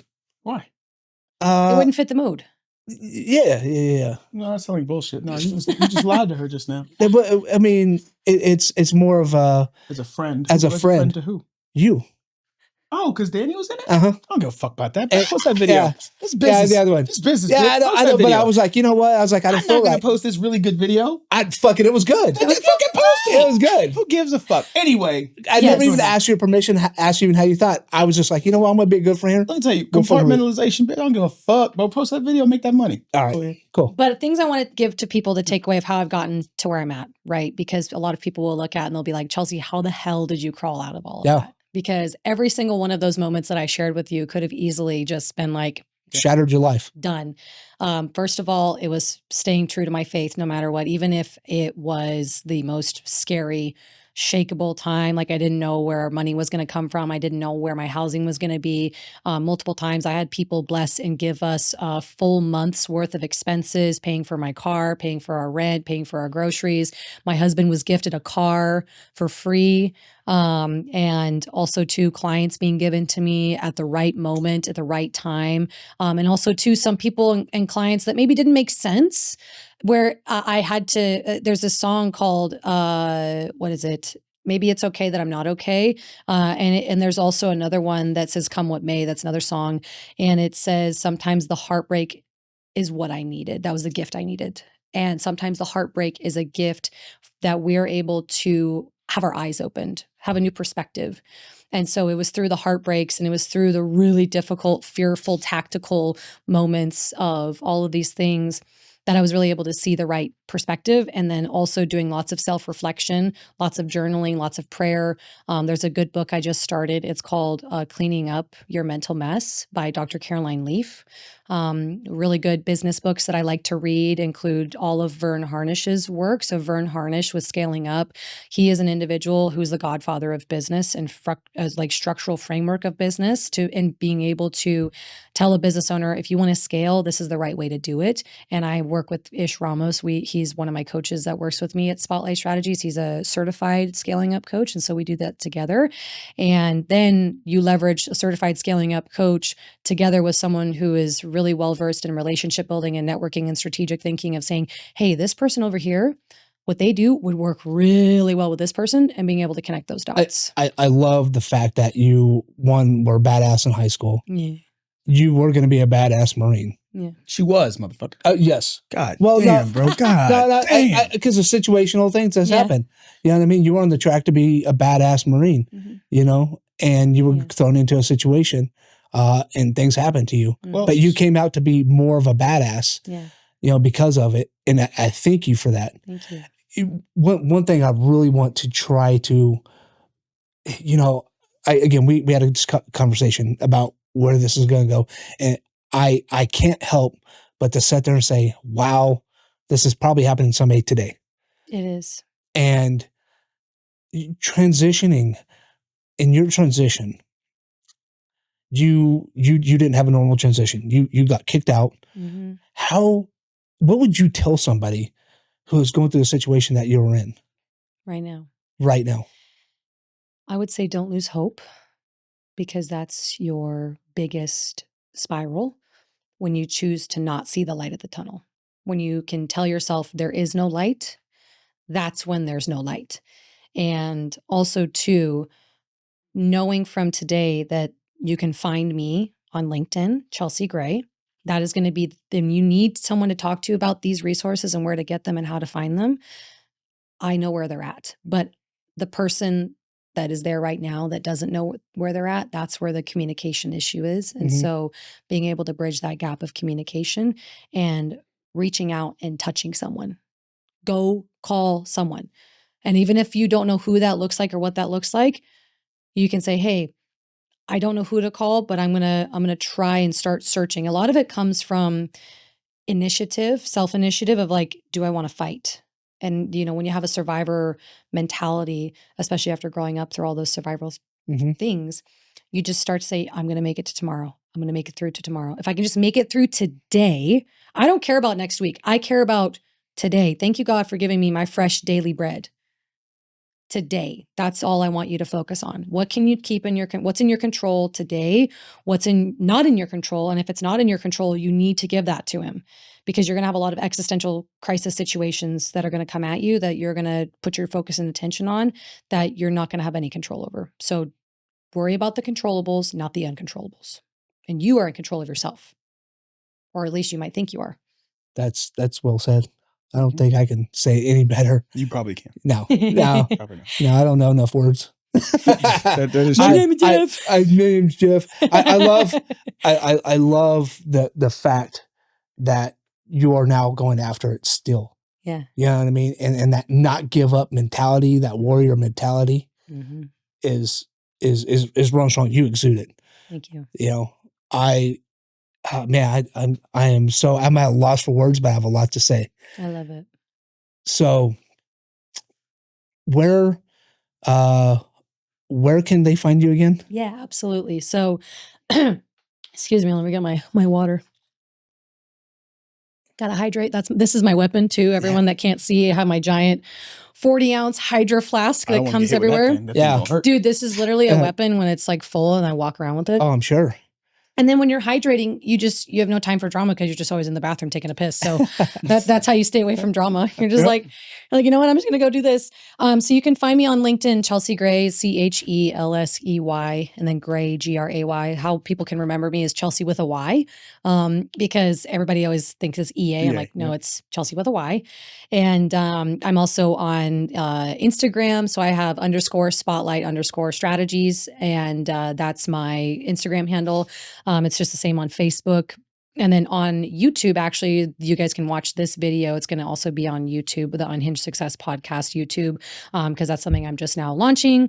And being able to, go from just audio to now also audio and visual, I think is very crucial because you're really able to see the emotions in people. And you're able to look at a camera and you're able to speak to people. Yeah, that's... Love that. I want to say Marine to Marine, fucking... I love your energy. I love your vibe. I look forward to getting to help you tell your story more. I think there need to be more, from the female Marine perspective or the female perspective, there need to be more people that hear your story and know that, like, while this story may sound fantastical, it may sound completely unbelievable, like an episode of Taken or something. This is literally. Yep. This is 100% something that does happen. This does happen to lots of females, and both men and women need to know that this does occur. For my males, do better. If you know someone who is going through something, or they're starting to act a little different, they're starting to move a little differently, you start to notice subtle shifts, pay attention to those things, do the simplest thing you could possibly fucking do and ask if they're okay, give them love and support.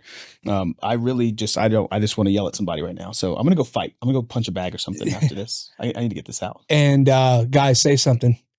You see the shit happening, speak the fuck up. They might be afraid to speak the fuck up. And we need, as men, to need to do better and speak the fuck up. So speak up. It doesn't matter the outcome of you, because we're helping people out. And if you can't speak up, call me. We'll speak up. I'll speak up. I'll speak up. All day, you ain't hurting us. They can try it. Shit. I got my address and I got a pistol, baby. Let's get it. Anyway, we appreciate you. Thank you for coming on the show. I am so glad we got to meet. This is we're definitely going to connect after this. Dustin, any final words? Chelsey, holy crap. I am blown away by the story, by your strength, by your continual growth, and not only your continual growth, but you wanting to continue to help people and be in that spotlight. You said it. You are the lighthouse. Yeah. So keep shining that light. I am so thrilled to see. What makes for a great Marine, by the way. The spotlight? No, everything else. Oh, okay. So like the fallacy is that, like, Marines are always strong and we don't got no issues. No, see, it's when I have issues and I still choose to do the right things. It's when I have issues and I still choose to be sword and shield for everybody else while I'm going through my own shit. Or I got 15 gunshots in my back, but I'm still fighting and defending other people. That's what makes a real Marine, not a commendation, not a fucking CERTCOM, not fucking a stellar career. It's how are you showing up for the people that can't show up for themselves? Yeah. And that's the whole reason why I joined the Marine Corps over every other branch. And she's a voice. And a voice, yep. She's a voice. And the bill that you're trying to get passed and get movement on, is huge. We have to have you back on because we didn't even really dive into that. Oh, for sure. Yeah. There's going to be a lot in its own episode, right? Because and we'll tag this, the research study for everything like that as well. But I do 100% agree. Yeah. Thank you so much. Thank you. And I'm excited to see where you go. I know you're going to grow. I know you're going to do great things. Ever since I've met you at Vecca, a couple of years ago, I imagine now? Yep. You just boom, boom, boom, being leveling up. And I love it. Well, she ain't done. We got she got a book in there. I'm going to get her with Greg. Oh yeah, there's definitely there's book, visual, whether it's series of a show or a movie. Get her on the Top podcast talking about this. Yeah. Hey, come on, dog. We got this. Hey, we can get it. We're gonna get it. Yeah. We got it. Yep. So yeah. So as a guest come on the show, I want to say thank you. Thank you. And just a small little token of a bag of coffee up there. Yes! The Red Light Badass Brew. Whiskey business. So you got your I'm glad you said that because this coffee, I was drinking it during the show. This is so good. Bro, literally. You know what that is? Mm-mm. Dude, that's my pumpkin pie matcha. Oh my gosh. Guess which one I got? I got the caramel apple butter. Yeah. That one. Apple. It tastes so good. It's so good. It's like nut. I just want more of it. But I will tell you, whiskey business. The whiskey latte. Yeah. The whiskey latte is 100% with the cold foam. All the time. My God. Yeah. I don't care who you are, what you're doing. You guys need to drop it and you need to go and get yourself this because I got a full 5-pound bag of it from when I was doing our last shoot. And that thing went by too fast. So this is a shameless plug and saying go buy his coffee. Everybody needs to go do it. Yep. Everybody. Appreciate it. My favorite speed's gone wild. I love it. So I infuse espresso with honey.